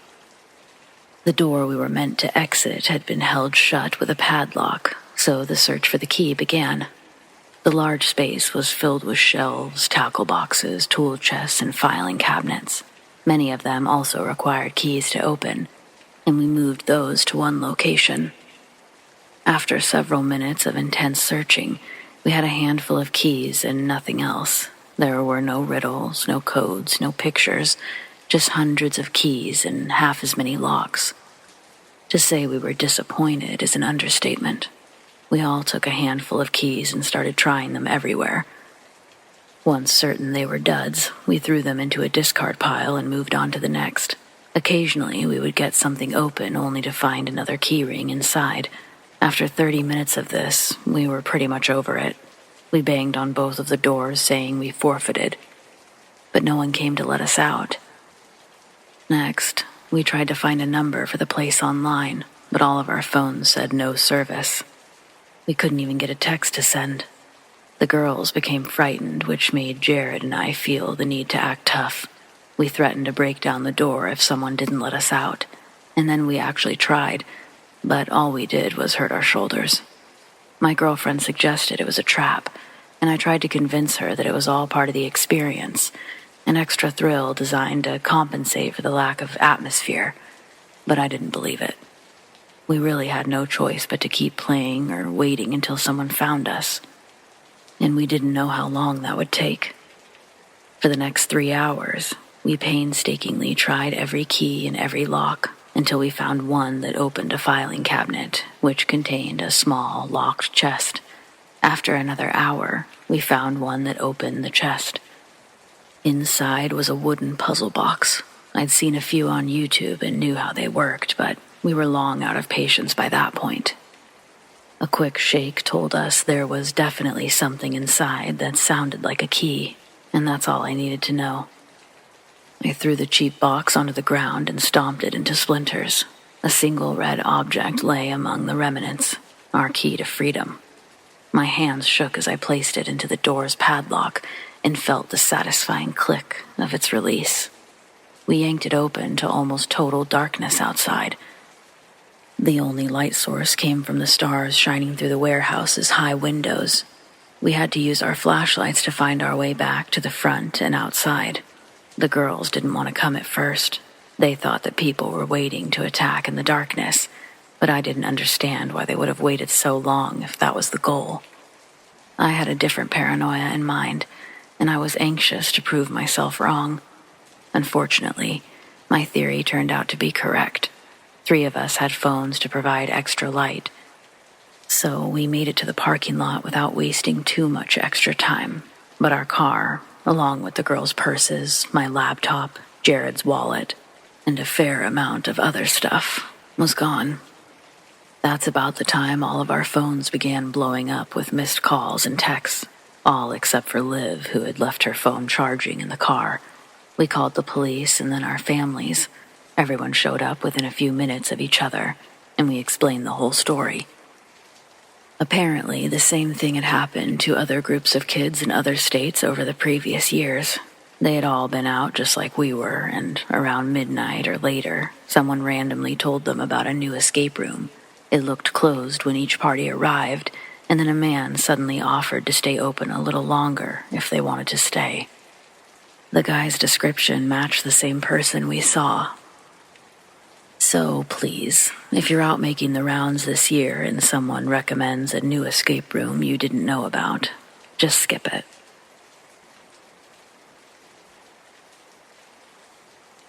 I'm an old man now, but I grew up in foster care during the 70s. I know that's still a rough life for a child to endure, but it used to be much worse. People get checks from the state for each foster kid they take in, so lowlifes would put on a good show for social workers and get approved. Then they would squeeze as many children as they possibly could into their homes, dress them in rags, and feed them gruel for breakfast, lunch, and dinner. Most of the time, kids are shoved into 1 or 2 rooms filled with prison-quality bunk beds. That's what my foster home was like. And several of the kids had been to other homes that were just as bad. It feels like there's no escape except surviving long enough to reach 18. Even if you get away from one hellhole, the majority go straight to another. I was only 6 when I arrived at the Smith home. They were extremely kind when the social worker dropped me off. They hugged me, gave me cookies and milk, and made me feel safe. Then my social worker left and they took it all away. Mrs. Smith grabbed my wrist so tightly, her fingernails dug into my skin. She said that she was going to give me the house tour and teach me the rules. I was to pay attention closely, as nothing would be repeated, and the punishments would be the same on me as they were on all the others. The refrigerator and pantry had locks on them, and Mrs. Smith wore a key around her neck. We were never allowed any snacks or toys unless a social worker was there, and the nicely decorated children's rooms they had upstairs were just for show. We weren't even allowed to enter those. Me and my 7 foster siblings slept on the prison-style bunk beds in the basement. They were all crammed together, with 2 on the back wall and 1 on each side wall. Being the youngest and the newest, I got the one with the most holes and piss stains.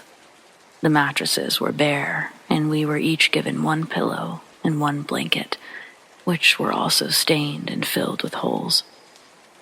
The basement door was kept locked at night to prevent wandering, and we were given buckets in lieu of a bathroom. Buckets we cleaned and emptied ourselves. Officially, we were homeschooled because the Smiths feared what we might say at a real school. Unofficially, the only thing we learned were household chores. The girls did a lot of cleaning and cooking, while the boys helped Mr. Smith with the outside stuff. I was so small that I spent most of my time raking leaves into burn piles and carrying the firewood inside. Billy was 15 and the oldest. He was the one who fought back the most, so he received the worst punishments. They wanted to make an example out of him, so the rest of us didn't follow his lead. He was regularly beaten, and in some cases, he was locked in an old tin doghouse overnight. During the summer, it was just hot and miserable, but during the winter, it was like sleeping in a freezer, especially once the snow came in earnest. One day, Mr. Smith pushed Billy too far. He wasn't in foster care because his parents didn't want him. He was there because they were killed in an accident, and he didn't have any other family. The only thing he had left from his parents was a plain hemp necklace with a few beads, and it belonged to his father. It was absolutely worthless beyond sentimental value, which is the only reason he'd managed to hang on to it for so long. Well, Mr. Smith became enraged that some chores still hadn't been finished. So he came up behind Billy, grabbed the necklace, and tore it off of him. The beads scattered everywhere. I had just come back for another load of firewood and witnessed the entire event. Mr. Smith just kept screaming like the necklace didn't exist, but Billy's face was turning blood red and contorting into a look of pure rage.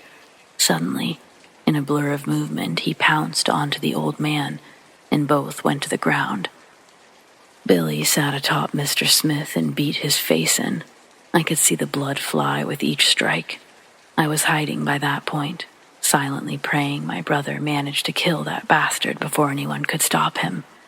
But then I heard footsteps crunching in the snow. Slow at first, but then faster and faster, until I recognized the shrill sound of Mrs. Smith's scream. She emerged from the tree line seconds later, and she was holding a rifle. I wanted to yell for Billy to run away, but no sound would come out. I was completely paralyzed as I watched it all play out in slow motion. Mrs. Smith didn't even call out a warning. She just raised her weapon and fired, shooting Billy directly in the head. He instantly flew backwards with the ear-splitting bang, the top of his head now completely obliterated. The Smiths weren't the least bit fazed by any of it either. Mrs. Smith helped her husband to his feet, gave him a good telling off for being bested by a child. But then they just calmly threw Billy's body into a wheelbarrow, as if he were nothing more than a pile of soiled hay. Then Mr. Smith took him into the woods, while his wife followed behind with 2 shovels. That's when I got the hell out of my hiding space. I knew they would kill me too, if they knew I witnessed the whole thing.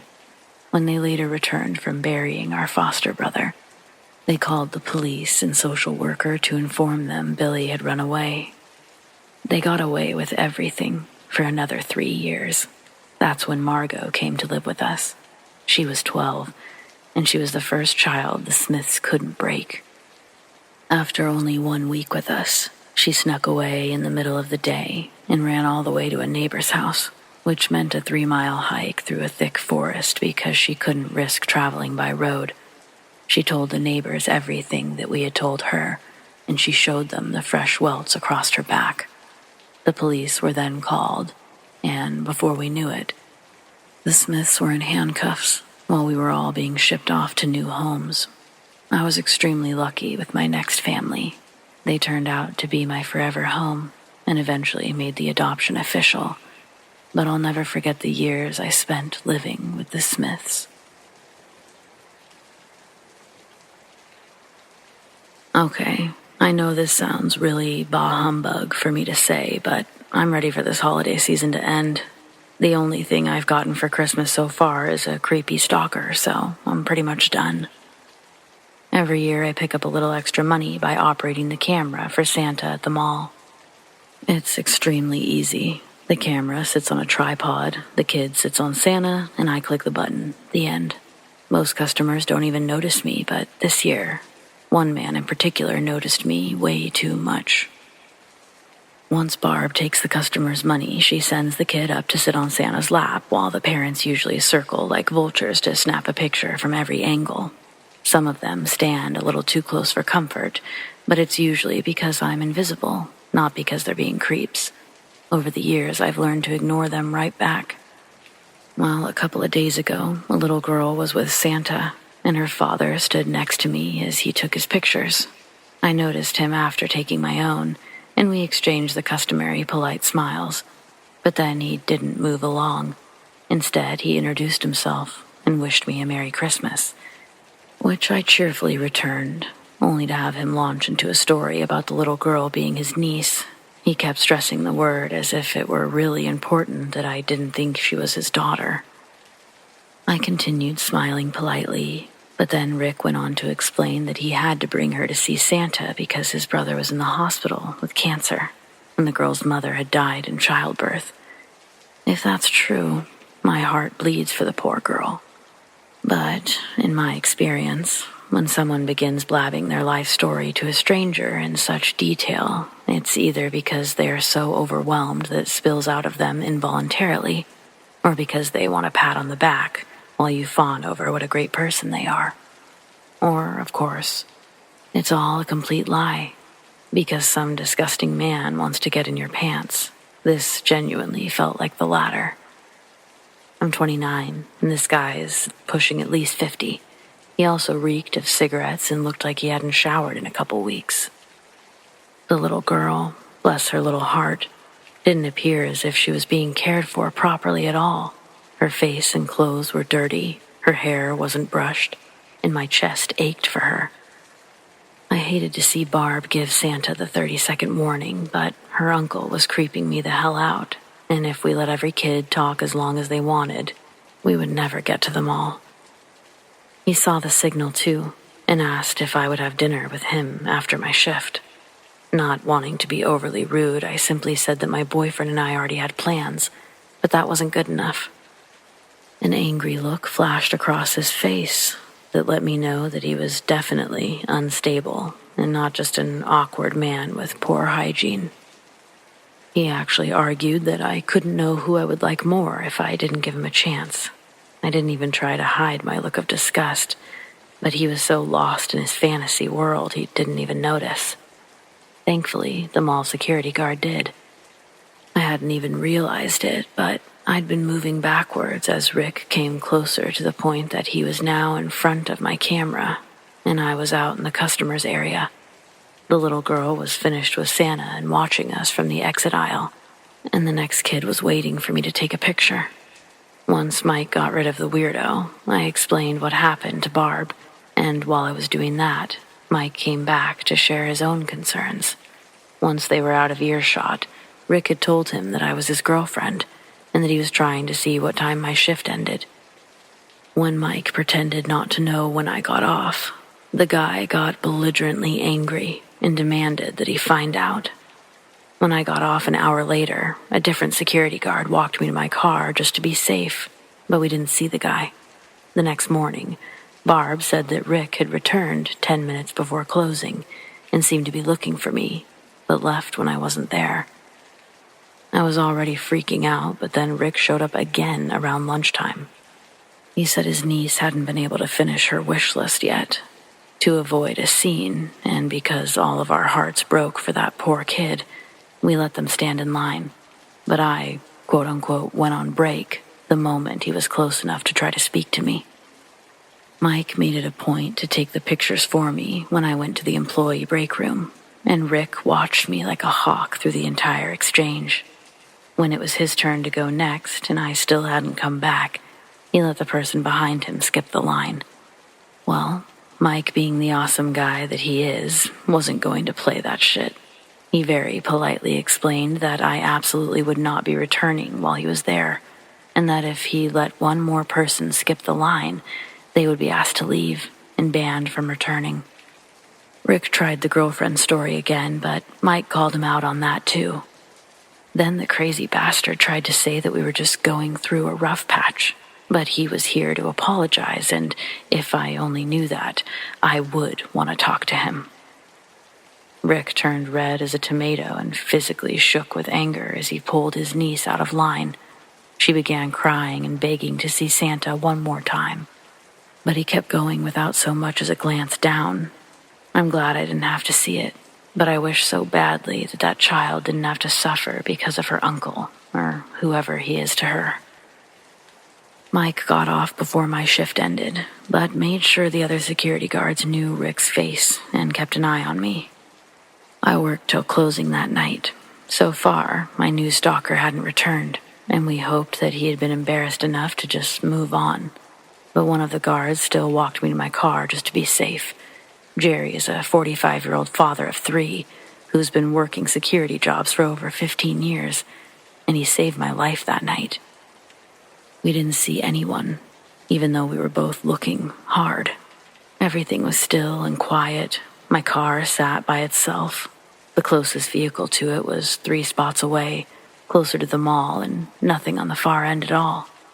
But when we passed that vehicle, Rick leapt from behind it and stabbed Jerry in his side. I've never seen someone move so fast. Jerry grabbed Rick's wrist as he tried to stab him a second time, and there was a sickening snap as he broke the bone and the knife clattered to the ground. Everything happened so fast it was like a blur. Both men were screaming, but Jerry got the psycho on the ground and called for help over his radio. Everyone came running out, and 3 other guys piled on top of Rick while a 4th called 911. This is America, and we aren't filthy rich, so Jerry begged me not to call an ambulance, which I fully understood. I drove him to the hospital myself, and thankfully he's going to make a full recovery. I'd never be able to live with myself if that sweet man died trying to save me. Needless to say, he's getting a fat Christmas ham as soon as I can get the nerve to leave my house again. Rick was obviously arrested, but we're still waiting to see exactly what that process will be. I'm trying really hard not to let this actually ruin my Christmas, but it's not easy. I told my boss that I couldn't work any more shifts this year, and she was very supportive. I don't know if I'll be able to do it next year or not. I guess time will tell. But anyway, thanks for listening. I hope you all have a Merry Christmas.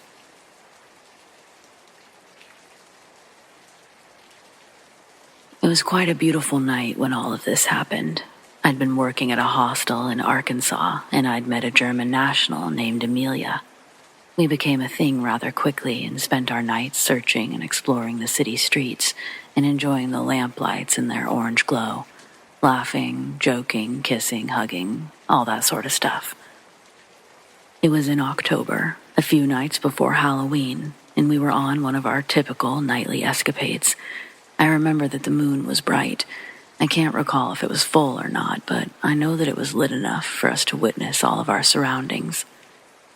There was this spot called Foster Pond, and her and I frequented a specific bench that seemed to never be occupied, almost as if it was only for us.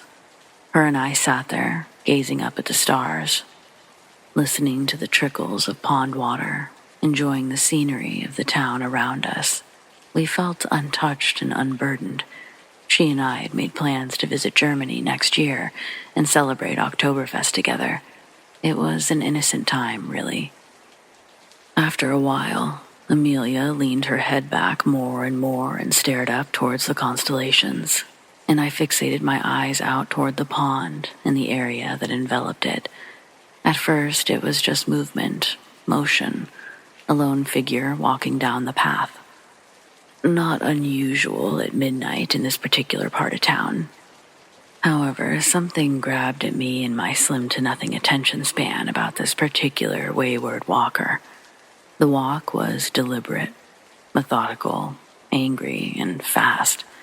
The first impression I had was that this dude really had something going on.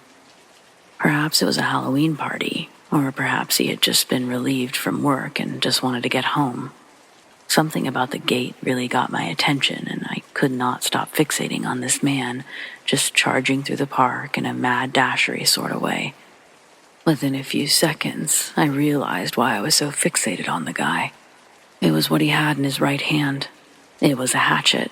Definitely a hatchet. Now, my first thought was, cool, Halloween costume, hatchet-wielding psycho. Well done, sir, well done. But another few seconds passed by, and I thought to myself, maybe not. Upon further inspection, it appeared as if he wasn't really in a costume, and it did not seem to be a mere prop. To be clad in nothing but shorts and a hoodie whilst wielding a hatchet would not be an inappropriate Halloween costume. I had to remind myself it wasn't quite Halloween yet, though. In fact, it was 2 days away. This was no costume, and that hatchet was not a prop. It dawned on me in the dark that this was straight up a dude walking across the park with a hatchet and coming straight to Amelia and I. At the moment, I wasn't quite sure as to what to do, but I figured it would be best to do something like get the hell out of there.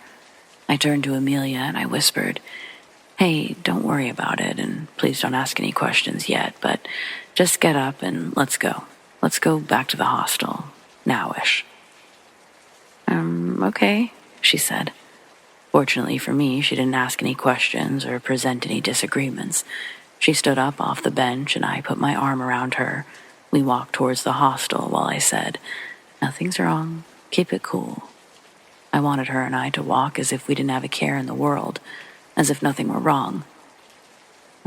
Okay, she repeated over and over, as I felt myself nervously picking up the pace while trying to seem chill and nonplussed. We got to the door of the hostel, and I opened the door and made sure that she went in first, and I followed. Then I locked the door behind me, tight. I peered out into the darkness, out by the pond. "What is it?" Amelia asked. She knew something was up by now. "What's wrong?" Feeling safer behind locked doors, I felt a responsibility to inform her of the situation, but I did not want to freak her out. For all I knew, I was the only person who was freaked out, but still. "There's some guy out there with an axe," I said.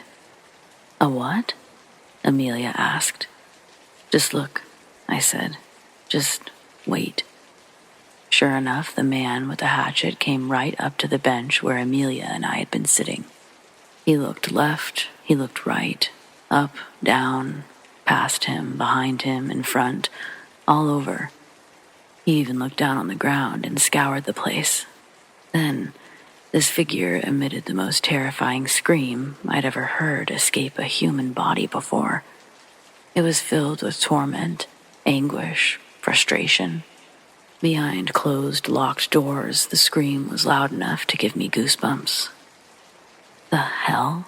Amelia asked. After shaking his arms at the stars and sky as if the gods had wronged him, the figure with the hatchet sunk his hooded head down low and began to walk off back towards whence he came. We were safe, presumably. After reading the newspapers and talking to a few neighbors the day after, no information came. Nobody had known anything about this strange, solitary figure who paraded Foster Pond with a hatchet. I pray it was an isolated incident. Amelia and I never went to that pond after dark again.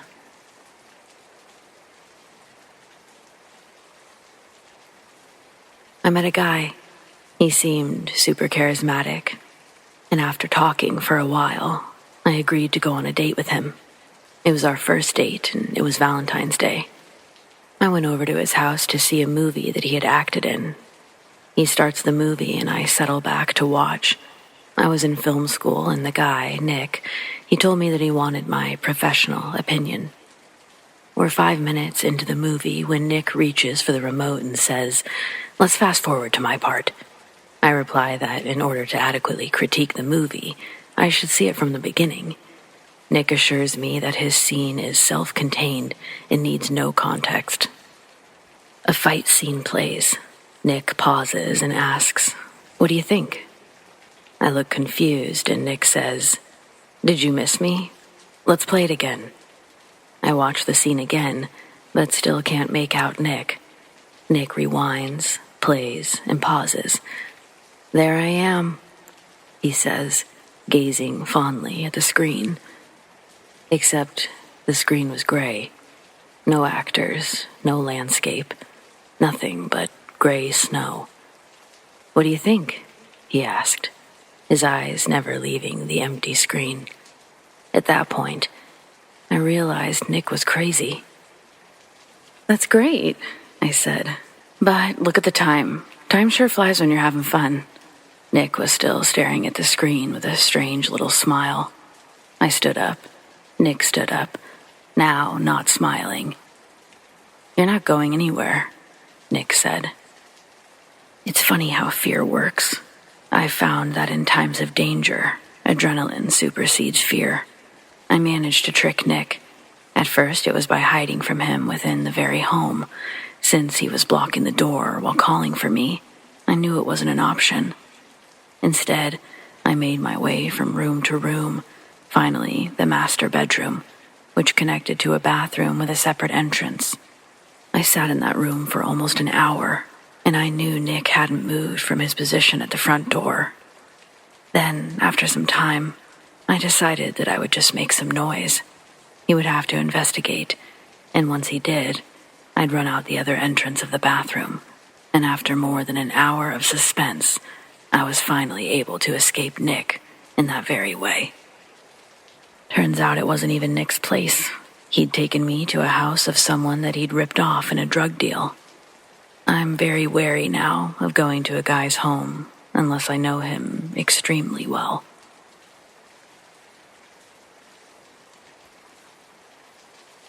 I ordered myself a mystery box off the dark web, originally intended to be filmed as content for a YouTube channel that I was trying to get started back in 2018. Most of the videos capturing these unboxings are staged, satire for clicks with fake half-ass content creators opening boxes and finding murder weapons or human fingers. There's just no reason someone would have to mail that out upon request.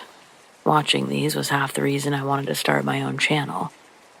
Seeing the amount of hits they got on some of these videos was deplorable to the actual substance the video contained. "Oh my God, guys, a real note written in a serial killer victim's blood." Fuck you, no it's not. I thought, if I do a real dark web mystery unboxing, I'd surely get tons more views. So I downloaded a Tor browser and did some research of my own. It was easy to find people selling different kinds of mystery boxes, actually. I found 2 within my price range and placed the order. 6 weeks later, the first mystery box arrives. I spent hours getting the camera and lighting positioned just how I wanted it for the first video. To make the experience as authentic as possible, I went live. I had enough hashtags to fill a book, and it was working because a few people had already gone into my live. Some people were showing up in anticipation for the big reveal. The box I put on the table for all to see was a medium-sized, unsuspecting cardboard box, about as big as a shoebox, but not a shoebox. It opened from the top. My heart was racing as I cut the tape with a small razor blade. I know there were only 5 or 6 other people watching at this moment, but it felt like 1,000,000 people were waiting to be entertained. Make it or break it time. Whatever was inside this package, I prayed would go viral enough to launch me into YouTube stardom. I turned the box upside down, and the contents fell onto my kitchen table for all to see. What fell out was a black flash drive, a small plastic machine someone in the chat would identify as a card skimmer, and 2 white pieces of paper with 20 different bank card numbers and their adjoining information. After the viewer told me what a skimmer was, I quickly put the pieces together as to what I'd illegally purchased from the dark web, and now I'd put it on display for the whole world to see, my crime of stupidity. I quickly turned off the live stream feed and tried to delete the video from my channel before I had people showing up at my door. Luckily, the couple of people who were watching didn't care enough to report what they'd seen. 2 more weeks would pass before I'd receive the second package.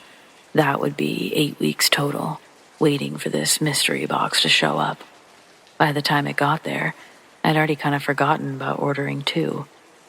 The first experience must have diminished my anticipation to such a level that I'd completely blocked out how eager I was to get my channel started. It was delivered in the early morning while I was out jogging in the neighborhood. When I got back, it was sitting on my doorstep. The box was a deep maroon. It was about the size of a men's dress shirt box. There was no imagery, no addresses, nothing. I still don't know how the box got on my doorstep without my address being on it or any address. I brought it inside, feeling a sense of resentment, remembering I had impulsively spent money on this mystery box idea. Instead of going directly live this time, I decided to open it up first. If there was anything worth setting the camera up for, I'd just fake it. On the kitchen table, I slowly opened the maroon lid and looked inside. The shallow box is mostly filled with packing peanuts, and they spill all over the floor when I put my hands in to feel around. The mess continued to grow until my fingers ran across a VHS tape. I pulled it out. The maroon box would be empty besides the remaining packing peanuts left inside. I didn't have a VHS player. That meant I'd have to go find one in order to see what was on the video, in order to figure out if I'd had anything for my channel, or if I truly did waste $200. I was up early, and the sun still hadn't risen that morning, so I had to wait hours before a pawn shop opened and I could buy a VHS player. It would be early afternoon before I'd actually get to pop the tape in and watch it. I click the play button, and the screen illuminates a glowing black. Scan lines jitter randomly on the screen until the first image of the film replaces the black. The quality is poor, and the scan lines still roll up and down, pushing the picture on the screen, but I immediately knew the location being shown on my TV. I'd seen this place before, in small clips the news broadcasted years ago. Grainy security footage of an American high school cafeteria. Then the video would change to another scene of tragedy. Horror films via security cameras, low-resolution cell phone videos and webcams, they all began flashing in front of me in a looping compilation, as if I'm watching them all happen at once. The video lasted under 2 minutes, but to this day, I can recall every disgusting frame on the reel. When the video was over, the tape stopped, and I was truly upset inside. The inhumanity got me to actually cry. When my nerves settled, I was able to think about it in retrospect. What was I expecting to receive from the dark web? If anything, I should have been grateful for my findings. What was on the video was footage easily found on one of those rotten.com websites that were up on the internet in the 90s. If you had an older brother or a friend with an older brother in the late 90s, early 2000s, you were definitely shown the classic Scar Me for Life video clips. The tapes were those, but a whole bunch of different situations. Some I could identify, some I couldn't. All equally as gory and heart-sinking as the one before. But still, more of what I realistically expected when making the purchase. Unfortunately, it was a little too extreme for what I was hoping for, so I broke the tape and tossed it in the garbage. I was never going to watch it again, and I didn't want it sitting around on my movie shelf. And it for sure wasn't getting uploaded online. 2 days later, another maroon box showed up on my doorstep. I'm confused, and again the box is absent of any address or identification of any kind. Inside, it's another VHS tape. As much as I don't want to, I find myself pushing the tape in and pressing play on the machine. Once again, quick scenes of death and carnage skipped around on the screen. I dove over and pressed stop on the player. I ejected the tape and repeated what I did to the first one. At first, I didn't know what I was looking at. They were completely different videos from the first tape, all comparatively equal in nausea-inducing point of views. I didn't want to keep receiving mail like this. I got back on the tour and tried to retrace my steps to the vendors I'd bought the mystery boxes from, but they were gone. The names and items changed around by the hour. I'd never be able to find it. I was at a loss as to what to do next besides wait and hope another package didn't show up. The next day, something told me to cut my run short, and as I neared my house, I saw there was another maroon package by the door. I was admittedly terrified beyond belief. This box was shaped smaller than the other two, and when I lifted it, it felt lighter as well. Bringing it inside, I opened it before I even got to the table. Inside the box were 3 Polaroids that perfectly fit within the dimensions of the box, forcing me to turn it 180 degrees to dump them out. With one hand, I turned the box over, and with the other, I caught the 3 photos, and I stared at the first one. Most of the photo was black, except a large, yellow, blurry square. I couldn't make out what it was. I set the box down and flipped to the next Polaroid. This one was further away, still dark and barely visible as to what the photo shows, but the same yellow square sits in the center. The yellow square is smaller this time, but I begin to see that it's the window of a house. The pictures are taken from the outside looking into an illuminated home. The last photo was the most clear, and the one that will haunt me forever. The Polaroid was of me somewhere on one of my morning jogs. I don't know when it was taken. I don't know how it was taken without my knowledge, but it was clearly me, and my hands are on my knees and hunched over, catching my breath. They must have been on my left when they took this picture. I obviously deleted anything that had to do with the Tor browser, and I stopped jogging after that day. I never received another Ramoon package after that. I've always been curious if they stopped delivering because they knew I was staying home. I stayed inside and out of view for over a week until I had to physically go out and get groceries or I'd starve to death. I used up all my sick time and vacation time with that catatonic dread. Honestly, I still feel really lucky that nothing worse happened. But I guess this would just be my warning to anyone who's thinking about using the dark web. Just don't.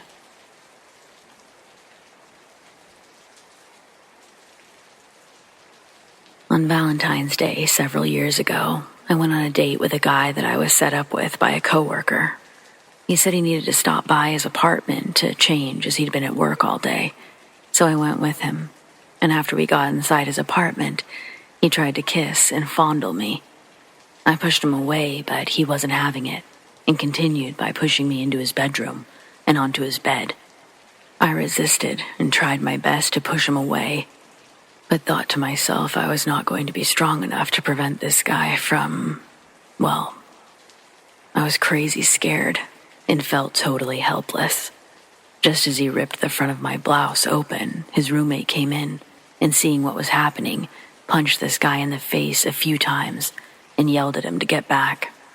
Which he did, luckily. The roommate took my hand and led me out of the apartment. Told me this guy had been a problem before, and would I like a ride home. I said yes, actually taking another chance, but I was so traumatized all I wanted to do was get away from there. It turned out all right. This guy was really nice and saved me. I told him how grateful I was.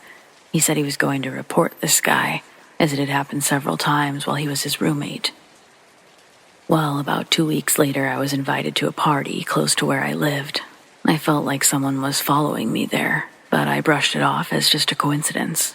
Perhaps the person was even going to the same party. A couple hours later, I left the party and started driving the 2 miles home, and I noticed this large car, the one that I'd seen on the way to the party, following me. Once I took a good look, I realized it was the guy who had tried to rape me earlier. I drove as fast as I could to get away from him, not going home as I didn't want him to know where I lived. I sped onto the freeway and off again and ended up racing around the residential track trying to lose this guy. Finally, a police car puts his sirens on and the guy speeds off. The police pulled me over and I'm shaking like a leaf, asking why they didn't pursue the guy that was chasing me. They said they wanted to make sure I was okay. But I was pretty mad they didn't try to nail the guy. Luckily, he didn't know where I lived, and I never saw him again.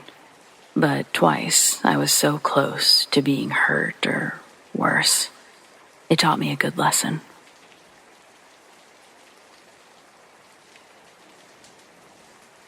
It's been a couple of months since I graduated from high school, and I've been looking forward to the freedom and excitement that comes with this new chapter in my life. However, there's something unsettling that's been eating away at my newfound sense of liberation. The suspicion that I'm being stalked by someone from my past, and honestly, I have no idea why. It all started innocently enough. With a few chance encounters in public places, I brushed it off initially, chalking it up to mere coincidences. They looked like someone I hadn't seen for a long time. Maybe they moved back. Maybe it wasn't even them. But soon, these encounters became more frequent, and I couldn't ignore the deep sense of unease in the pit of my stomach. One particular incident stands out in my mind. The one that set off alarm bells and made me truly believe I was being stalked. I was walking through a busy downtown street, lost in my thoughts, when I noticed someone trailing a few steps too close behind me. I turned slightly and could confirm my suspicions. It was Hannah, a former classmate whom I hadn't spoken with in years due to her moving away sophomore year. So it was all some strange coincidence. Until I noticed a pattern. Everywhere I went, the local mall, my favorite coffee shop, even the park near my house, Hannah was there, lurking in the background like a shadow. It wasn't just passing resemblance either. It was undoubtedly her. The way she walked, the unique birthmark on her cheek, there was no mistaking it.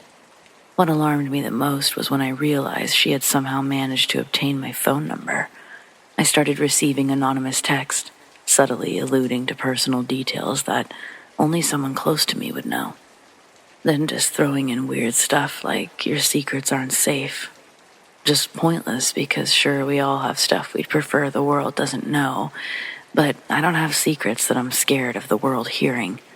For some reason, I just knew it was her, even before she eventually revealed who she was. When she did, she just acted like it was all a joke I was supposed to be in on. I asked her how she got my number, but she never gave me those details, just continued to cross boundaries.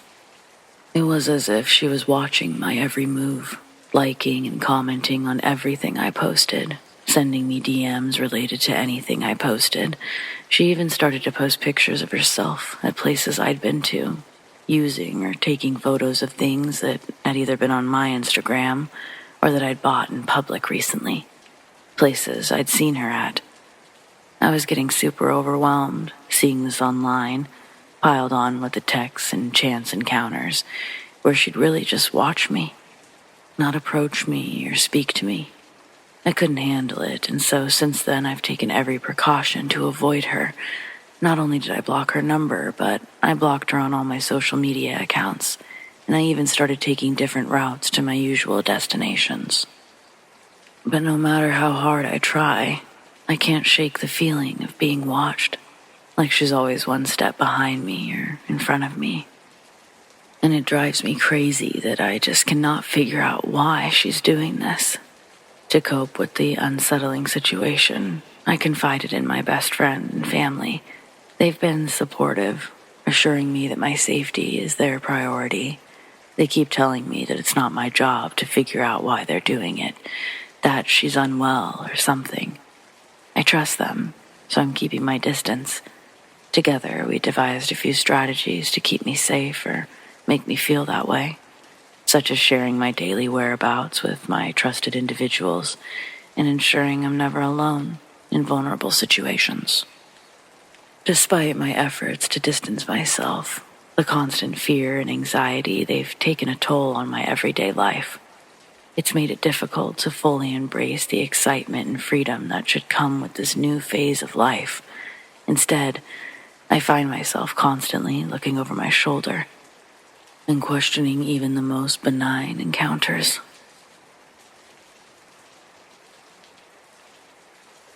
I'd just started dating a girl from Leeds, a good few miles away from me. I was pretty engrossed with this girl. She was my first, so subsequently I missed the last bus home and had to walk. Her family were dead against me spending the night, so off I set. It was around 11 p.m., and I lived about 7 miles away, so I had at least an hour's walk home. I started thumbing a lift. There wasn't much traffic, but I lived in hope. I'd been walking for about 20 minutes when I heard a car in the distance behind me. I stuck out my thumb and prayed. The car stopped and the front passenger door popped open. I should explain I had fairly long black hair then. I wore it in a ponytail. So I climbed into the car and the driver just stares at me for a good 10 seconds. His first sentence was, "I thought you were a girl," which wasn't quite as weird as it sounds, but he did seem a little bit peeved that a spotty teenage lad had gotten into his car instead of a girl. He asked where I was off to, so I told him it was the next village. It was on his way, and it wasn't a problem. Quick 10-minute car journey. Anyway, he started chatting about mundane stuff, football mainly. Then he asked if I had a girlfriend, and if I fucked her tonight. With that, he tried to grab my hand, laughing and asking to sniff my fingers. I was really freaked out by this. I was quite a naive young lad back then.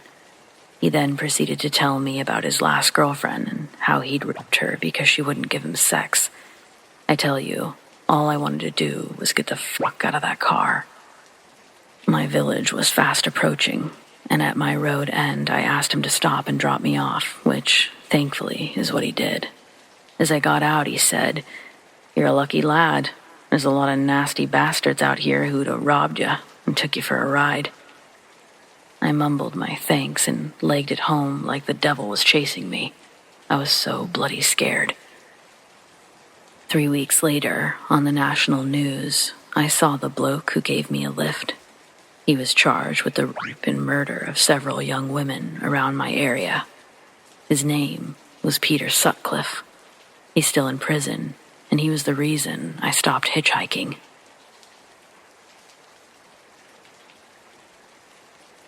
This isn't my story. It's my step-grandmother's. I sat watching the news with her when an old picture of a serial killer came on the screen. "Did you know I lived over the road from him?" she said to me. "No," I exclaimed, and she nodded and told me about it. He was very charismatic, charming, and lovely to all the kids on the street. He always offered us sweets and was happy to talk to us. His wife wasn't as fussed, but she still spoke to us on the rare occasion she came outside. We all played outside on the street, as was the norm back then, going up and down, playing hopscotch and the like. Everybody's parents left them to it and didn't know where we were half the time. The world felt safer. Then one day, my own grandmother told me that we couldn't play outside. She kept us indoors, away from the windows. The police were searching the neighbor's house. It wasn't until many months later we found out what had happened and how many children he and his girlfriend had killed. They took a girl from one of the local roads, I believe, though she was older. We weren't allowed out without somebody watching after that. I think it stuck in people's minds that Ian Brady and Myra Hindley, they could have done the same to any of their children, too. When she finished her story, my blood ran cold, and I still get chills every time I tell it.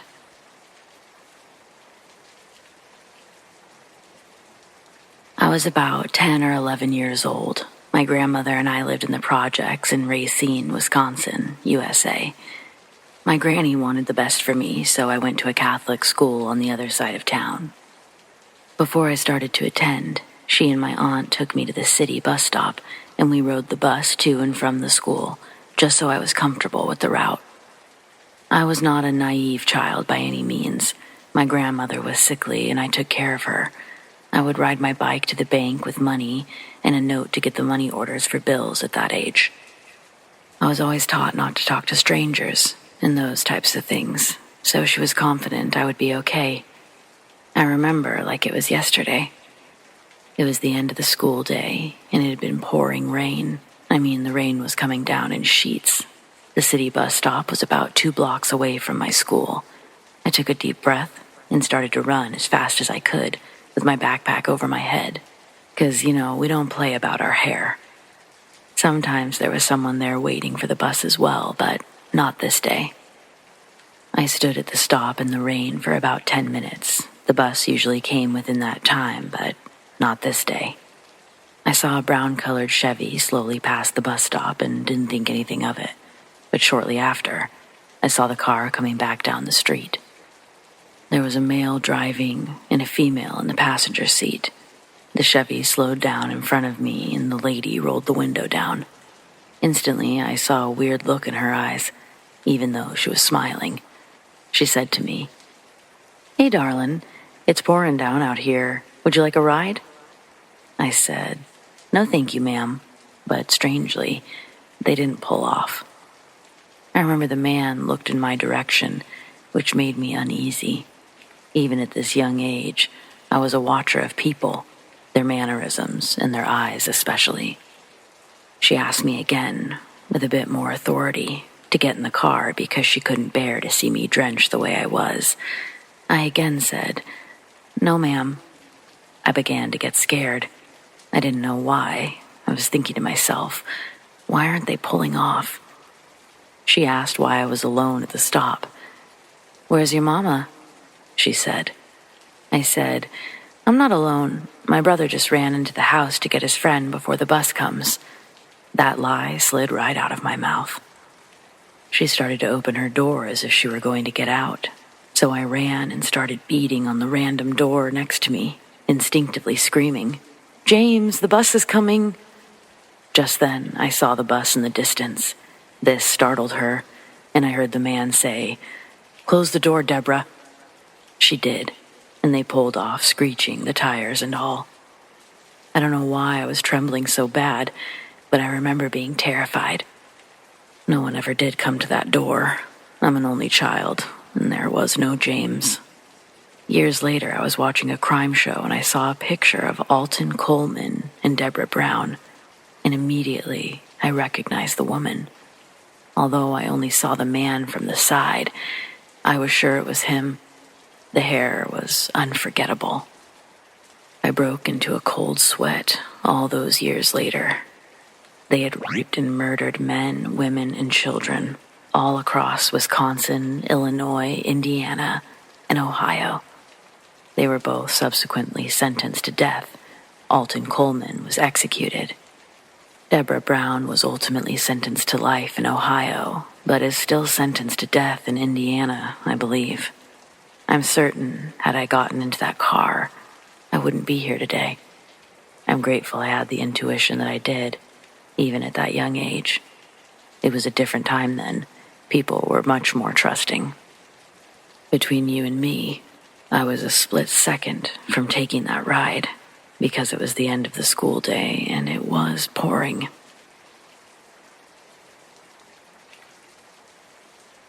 It was around 1977 or 78. I can't remember for sure, but I was a police explorer at the time.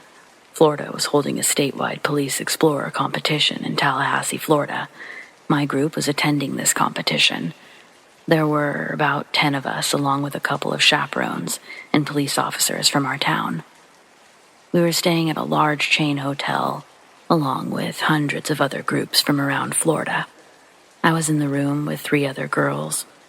We were all sitting by the sliding glass door, as were most of the other teams around the courtyard surrounding the pool. All of a sudden, a man came out of nowhere. He was completely naked. He jumped in the pool and swam a couple of laps, then got out and started walking back towards our room.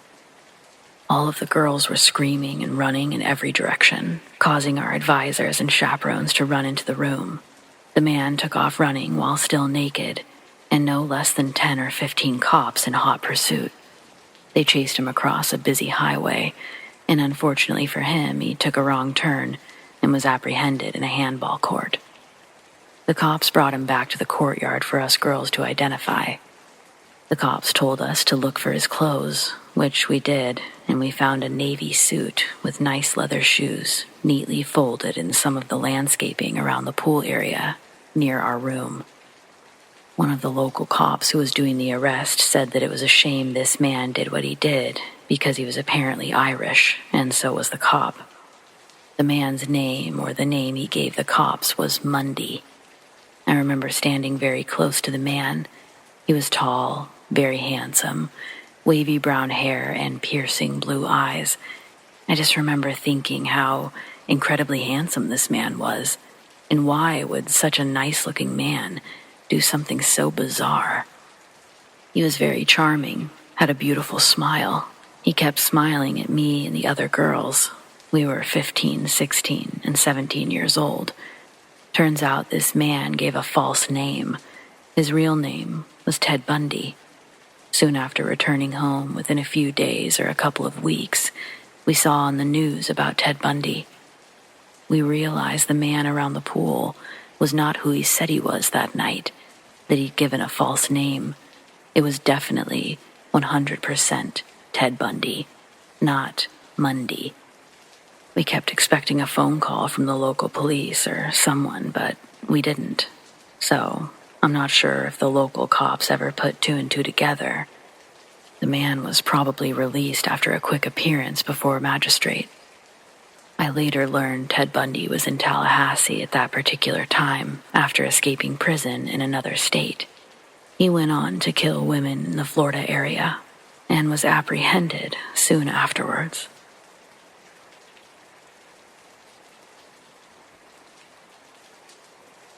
I had a near brush with the Night Stalker, Richard Ramirez.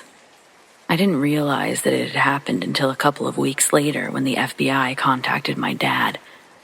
It was around 1984 or 85. My grandmother had passed away and her house in San Francisco's Marina District was vacant. It was a beautiful house in a spectacular location. Cary Grant used to live there, and it has spectacular views of the Golden Gate Bridge, Alcatraz, and the bay. There was also a creepiness to the house. The address was 3666 Baker Street, so the 3 sixes may have been a coincidence, but I had some family who lived there, and they all died from untimely deaths. I had just graduated from high school in 1984, and my high school girlfriend had come back from college in the Midwest to visit me. She loved the views and food at my grandmother's house, and I told her that my grandmother had recently passed, so the food is not there, but let's go out and watch the sunset, as I had a key. It was the first time entering the house after my grandmother had passed. I didn't realize how quickly the vibrant feeling of a home could change. So there already was a creepy feeling going on as we entered. We went to the top floor and just started to enjoy the view, and then we heard a loud double bang thud sound. I told my girlfriend that there's a tree in the yard that has long branches, and when the wind blows hard on one of those branches, they occasionally bang on the side of the house. She was more observant than me and said that there isn't even a light breeze outside. I looked outside and realized she was right, and it felt like someone had just punched me in the gut, as I knew something was wrong. I wanted to be brave and solve where the sound came from, so I said, "Yeah, you're right. I'll go down and check the basement." As I was about to head down, she stopped me and said, "Do you mind if we just drive to the beach and watch the sunset? I've got a bad feeling about being here." I agreed, as I did have the same strange feeling about the house and the noise too. As 18-year-olds, we walked out of the house and quickly put the incident behind us. A few weeks later, the FBI contacts my father, as he was the executor of the estate. They ask him if anyone had been to the house in the last few weeks, and he said no, as he didn't know that I had been there. They told him that he was lucky because they discovered that Richard Ramirez had been living there for at least a week. And then they gave him the date range. I was there exactly in the middle of the date range. The FBI said that Richard Ramirez was going into the basement through the backyard and that he would kick the back window open while hanging onto a tree branch, the one that would bang against the house. The FBI told my dad that if anyone had been in the house while he was there, he would have most definitely killed them. He had broken into some other homes in the neighborhood, and they found some of the stolen items in the basement, as well as some newspaper clippings and other clues that they couldn't disclose at the time. I told my girlfriend about what had happened, but I waited many years before ever telling my dad. The Night Stalker was arrested shortly after. An angry mob in LA recognized him and chased him down. It's a great ending to a tragic story of serial killing. The house became ours after the estate was concluded, but was eventually sold as none of us wanted to live there.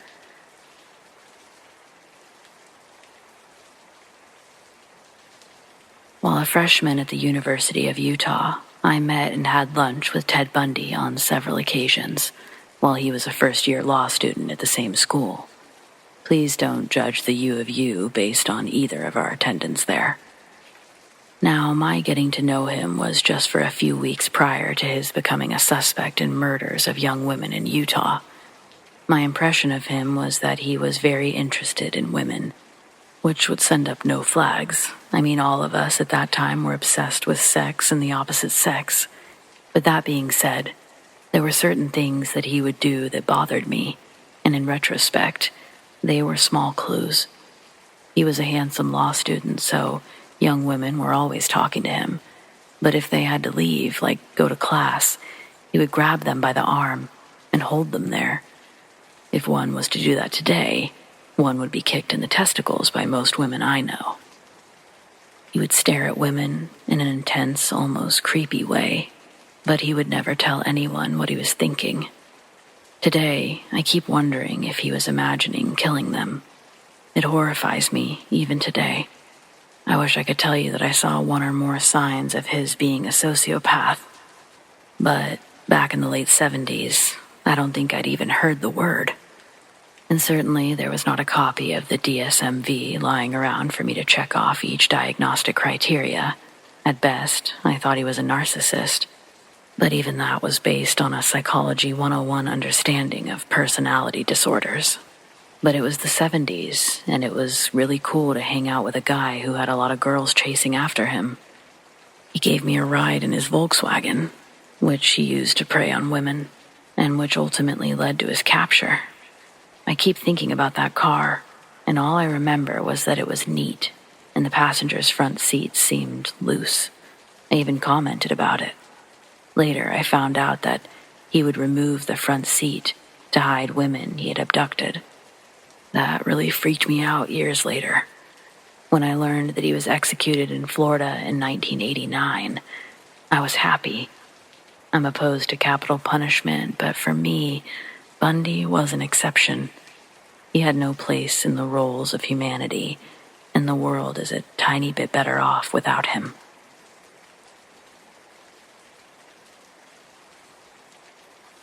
George was one of these 20-somethings who preferred the company of high schoolers. He was somewhat of a beloved figure. A charming black man in an extremely white town. A bit of a troublemaker, sure, but more of a rascal than anything else.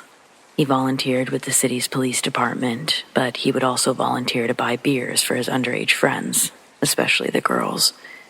Girls loved George. He had a lot of female friends. I wasn't one of them. mostly due to the fact that I was more or less a straight arrow in high school. Plus, unlike most of my friends, I wasn't scared to venture into the semi-shady neighborhoods across the bridge. There, I could buy alcohol directly from the source, the sketchy convenience stores that sold it to minors, bypassing George and his ilk. Though I wasn't much of a partier, I did like to hang out with Peter, another party boy in his early 20s. Peter lived in a house that he owned, but the backstory was rather tragic. His family had been killed in a car accident, and he'd purchased it with the settlement money. Peter was the only survivor, and the accident left him with quite a few facial scars, certainly emotional scars, and I now realize a bit of brain damage. Peter filled his house with furniture cast-offs and things stolen from the high school, and teenage roommates who somehow had the wherewithal and parental permission to live with the guy. It was the quintessential party house. Any given night, there was some type of underage gathering over there. Peter, like George, loved the ladies, but he was more into the 13, 14-year-olds. At 17, I was too old for him. Yeah, I know, but it was the 80s, and things were tolerated. The big parties would happen on the weekends, attracting hundreds of kids sometimes. Without Peter's knowledge, George started coming around. These gatherings could get big. I spoke to George a few times, definitely accepted a free beer from him on several occasions, but he didn't appear to like me very much, which wasn't surprising. I was a dorky wallflower type, and the guys who did like me, they tended to be on the dorky side as well. But Peter liked me and my friends, and I liked him, even though he was prone to fits of rage. He was smart, a funny guy, and we had a nice platonic friendship. I was welcome in his house and felt comfortable stopping by just to see what was going on.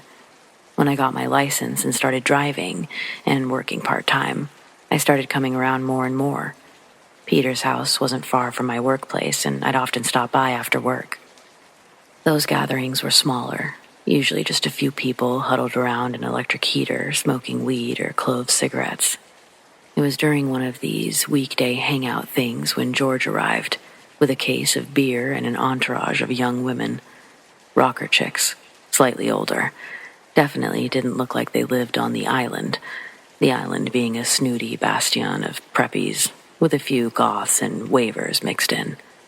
Peter didn't usually mind strange girls showing up at his door, but George was another story. Peter immediately confronts George, tells him to get the fuck out. George puts on the charm. Hey, what's the problem? I've got plenty of beer for all of us. Come on, let's party. The group gathered inside is saying, Hey, calm down, Peter, let him in. All the time, I thought that either Peter didn't want the competition for his attention, or he was just being racist. But Peter held his ground, told him to go away, and to never come back, that George was unwelcome on his property, and if he returned, he'd be shot on sight. Peter was fond of guns and owned several. Many years later, long after George's crimes came to light, the book had been published and the TV true crime special had aired. Peter claimed that he knew George was a sociopath all along.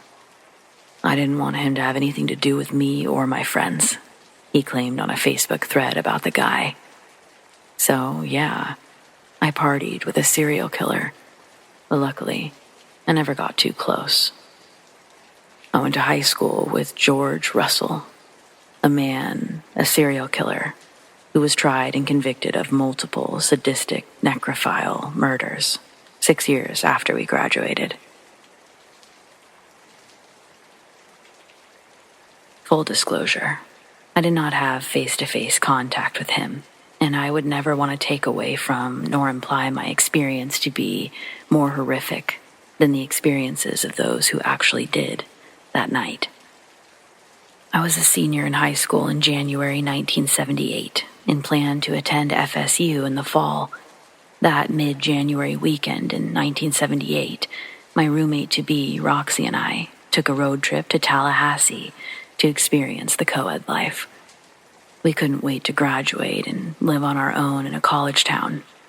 We arrived Friday evening and met up with another friend from our hometown who was a freshman at Florida State and our hostess for the weekend. Her dorm was Gilchrist Hall. which is situated right across from the Chi Omega House, basically the center of campus at the time.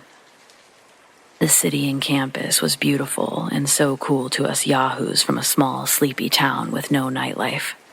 Having grown up on the east coast of Florida, which is flat and full of palm trees, Tallahassee had old buildings and crawling ivy, rolling hills, and older, cooler college students doing college-type activities. We were mesmerized. That Saturday evening, we went to Sherrod's, a popular college bar across the street, next door to the Chi Omega House. I was only 17, but the drinking age in Florida that year was 18, and bars were lax in terms of alcohol service to minors. And it was a college town. It was later reported that Ted Bundy was at the bar several hours before committing the Chi Omega murders. After spending some time at the popular hangout Sherrod's, Roxy, Karen, and I were then off to a frat party at the Lambda Chi house. I don't remember much about the night other than walking around with my solo cup of grain alcohol punch and talking to people. Eventually, we were all partied out, met up, and jumped in my little Toyota Corolla to drive back to the Gilchrist Hall. As we headed toward the dorm, I slowed down due to police cars and flashing lights. As we approached the Chi Omega house on the right, there was a couple standing outside on the lawn in an embrace, one that indicated something terrible had happened, and they were comforting each other. A bad car accident? It was late, sometime after 3 a.m., We made our way back to the dorm and our beds, crashing. Out of a deep, alcohol-infused sleep on Sunday, mid-morning, came loud pounding on the door. Gestapo-like pounding that continued at each door all the way up and down the hall. The resident assistant called for all of the residents to come out now for an emergency meeting. I remember the Gilchrist Hall residents, me and Roxy, sitting along the wall in that dorm hall. There came the sobering news. 2 Chi Omega sorority sisters had been killed, a stone's throw away from us, only hours before. Do not go out alone. Do not prop doors open. Be careful. Our magical weekend ended in that sobering moment. Roxy and I left a short time later. We had a 5-hour drive to discuss our crazy weekend. And it wasn't lost on us that it could have been us. We could have been Bundy's victims. He could have been at Lambda Chi and charmed one of us off somewhere. I'm sure I thought that was a scenario I could handle at the time. And when you factor in alcohol, or he could have walked into the side door of Gilchrist Hall and attacked someone, or the possibilities, they were endless. But I was happy to be in my car with my friend. That fall, as freshmen at FSU, Roxy and I went through Rush Week. I recall visiting the Chi Omega house. There was an elephant in the room. No one wanted to pledge that sorority. The FSU campus changed forever. Bushes were cut back. Doors were never propped. You didn't open the door to strangers. Ted Bundy may have moved on, but his presence, even if yet unknown, was still living there. People talked about where they were and what they were doing when the murders occurred. It was too close for comfort. May all of Bundy's victims rest in sweet peace. I hope and pray that their loved ones have found some comfort and healing. There, but for the grace of God, go I.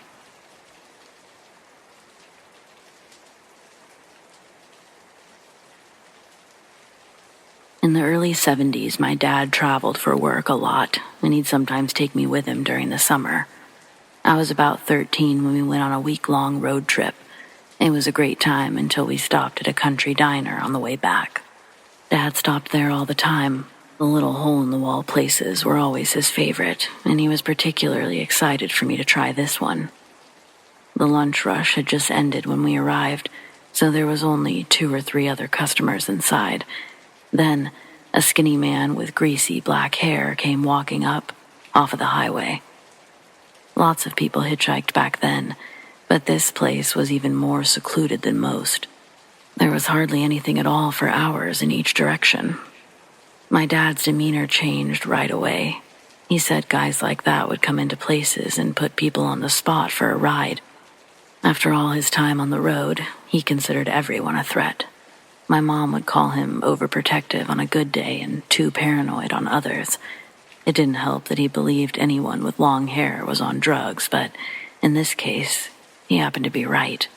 As the man got closer, we could see that he was twitching and talking to himself. Before he came in, he walked behind each car, and Dad said he was probably checking for out-of-state tags. Drifters like to find out where you were headed first, so they could say they were going in the same direction. I was taught from an early age to never tell someone my destination before they revealed their own.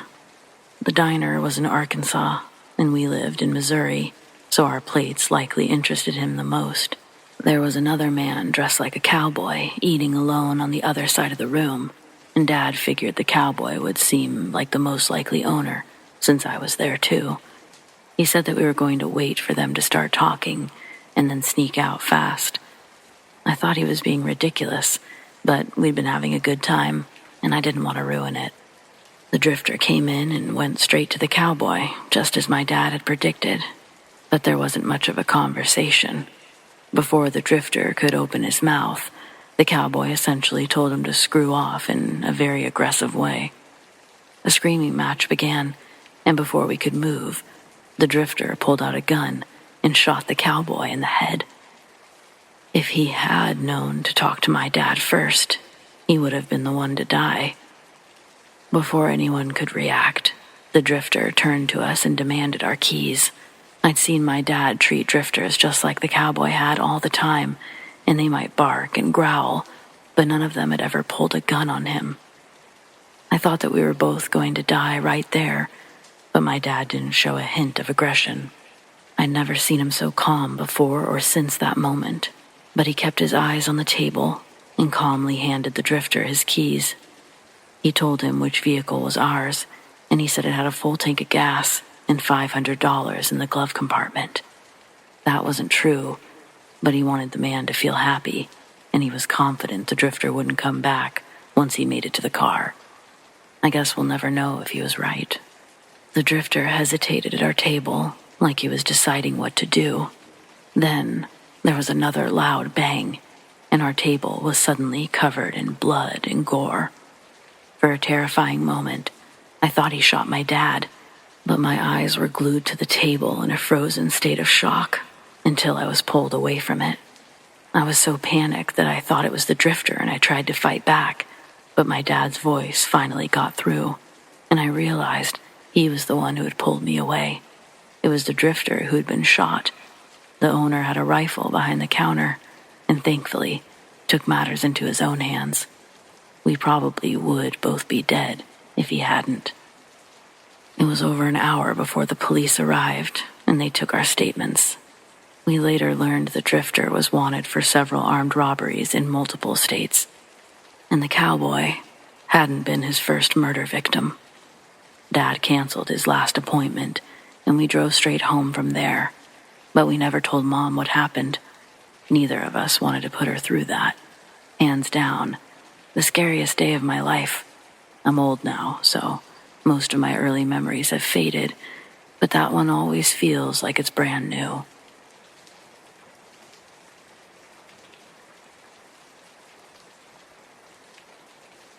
When I was in school, I was invited to a 3-day strawberry music festival by an acquaintance. She called me up and said she had an extra ticket and wanted me to go with her. I told her I wanted to go. Epic festival and music is my thing. Besides, I thought she was nice until I got to know her. Carlotta was a friend of the family, and for a while, a young, patchouli-sniffing tree hugger and free-spirited dream catcher. She seemed okay at first, but she was freaky. Her true colors bled through one day when her fickle whims and puzzling behavior came to a head. But that was a good thing. Had they not, I would have otherwise been stuck with her, hundreds of miles out of town, for several days. After all, she had 2 tickets to the festival and asked me to go along with her, and that would have meant being alone and stuck with her, together, for days on end. But at the time, I thought it would be cool, so I agreed to go. The week before we were set to leave on our road trip out of town, we had drinks together at a local pub. And then she invited me back to her place to help her pack her car with her tent and camping equipment to gear up for the trip. We arrived at her house after dark. I drove separately and parked on the street. Her driveway was incredibly dark, and so was the path up to her house. I felt my way around down a dark path, climbing up some back steps, stumbling all along in pitch black. There was no moonlight to guide our steps that night. I ended up stubbing my toe several times, to which she just laughed and thought was hilarious. By the time it dawned on me that I could use my phone, I realized I'd left it in the car. She didn't think to warn me of the obstacles in my path beforehand. I was perturbed by my stubbed toes, and her laughing. It wasn't funny. I stumbled up to her door, and when she unlocked it, I expected her to switch on a light, but she never did. I stood in the dark, waiting, anticipating. We stood there awkwardly, in the dark, without speaking. We were supposed to be packing, but instead, she was just breathing. I could hear her breathing. She grabbed my hand and tried to lead me deeper into her pitch-black home. "You got electricity?" I finally asked. She snorted and said she did. "Then could you possibly turn on a light?" "No, it's fine this way," she said. I could feel her standing right in front of me, breathing in my face, heavy, panting. Weirdness. She seemed to sense that I was uncomfortable, and so she added, "Darkness is our friend." Well, it may have been her friend, but it wasn't mine. I panicked at that moment. I didn't know if I was about to be jumped by a serial killer, or if this girl was putting the moves on me. But this wasn't my idea of wooing me in a romantic manner. It was downright giving me the creeps. Who wouldn't it give the creeps to? This chick was clearly a freak, and not in a good way. Good freaks, they just feel good. This bitch felt sinister and off, missing. Definitely missing something. I suddenly didn't like her. I trust my instincts. I don't know what room I was in, where her knife drawer was in proximity to her body. I didn't know if I was standing in a hoarder pile filled with roaches and fleas, or if her ex-dead lover may have been mummified on the couch. I had no clue as to why she wouldn't turn on the damn lights. She was keeping me in the dark on purpose, and I didn't like it. What were her intentions? So, I felt my way backwards, away from her. I backtracked as quickly as possible, bruising my tailbone on a piece of furniture or a coffin, and blindly felt my way until I finally grasped the doorknob and turned it and stumbled back down the stairway, back down the path, all while she yelled, "Wendy, come back!" No thanks, Jeffrey Dahmer. Stubbing my toes again on skulls and skeletons, likely her dead grandmother, until I finally got to some streetlights and ran. Sighs of relief. I escaped her. She called me the next day, said that she had a better date for the Strawberry Festival. Boy, was I relieved.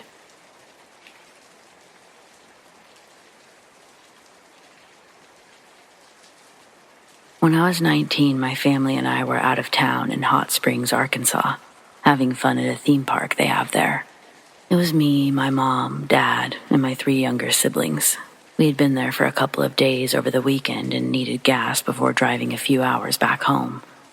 I walked into the gas station store looking for a bathroom. They said it was outside and gave me a key. Even though it was daylight and my parents were right outside at the pumps, I instantly had a horrible gut feeling. It was such a strange feeling that it's hard to describe. It wasn't quite fear, but something like if you could feel evil, maybe like a warning sign. Anyway, the bathroom is on the other side of the gas station, facing away from the pumps, and I go inside, do my thing, wash my hands, and then, as my hand is on the door handle, ready to leave, the feeling gets intense. like I might throw up, and I'm feeling crazy emotions. And I knew, without knowing for certain, that I shouldn't leave. I decided to call my parents from the restroom. I tell them that they need to come get me on the other side. They don't even question it and say that they're on their way.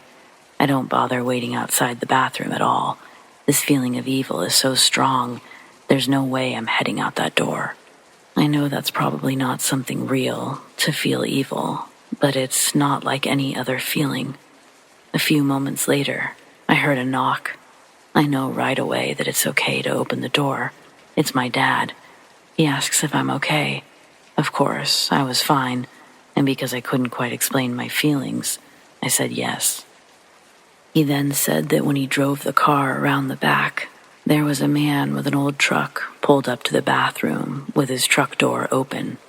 The man was standing directly outside the bathroom door, as if he were ready to throw me in his truck the second I stepped out. When he saw my parents, he jumped in his truck and drove off. My dad was furious.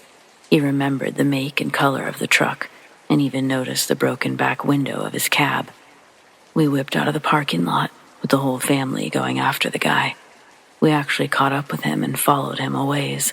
I didn't know what my dad would have done if he'd caught him, but that intense feeling of fear was back.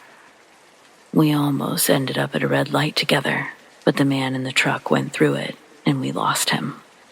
I don't know for sure what my original feeling of dread and fear was, but my mom likes to say it was the Holy Spirit taking care of me, warning me. I really don't know. I've had it a few times since then, and it always happens in bad situations, so maybe she's right.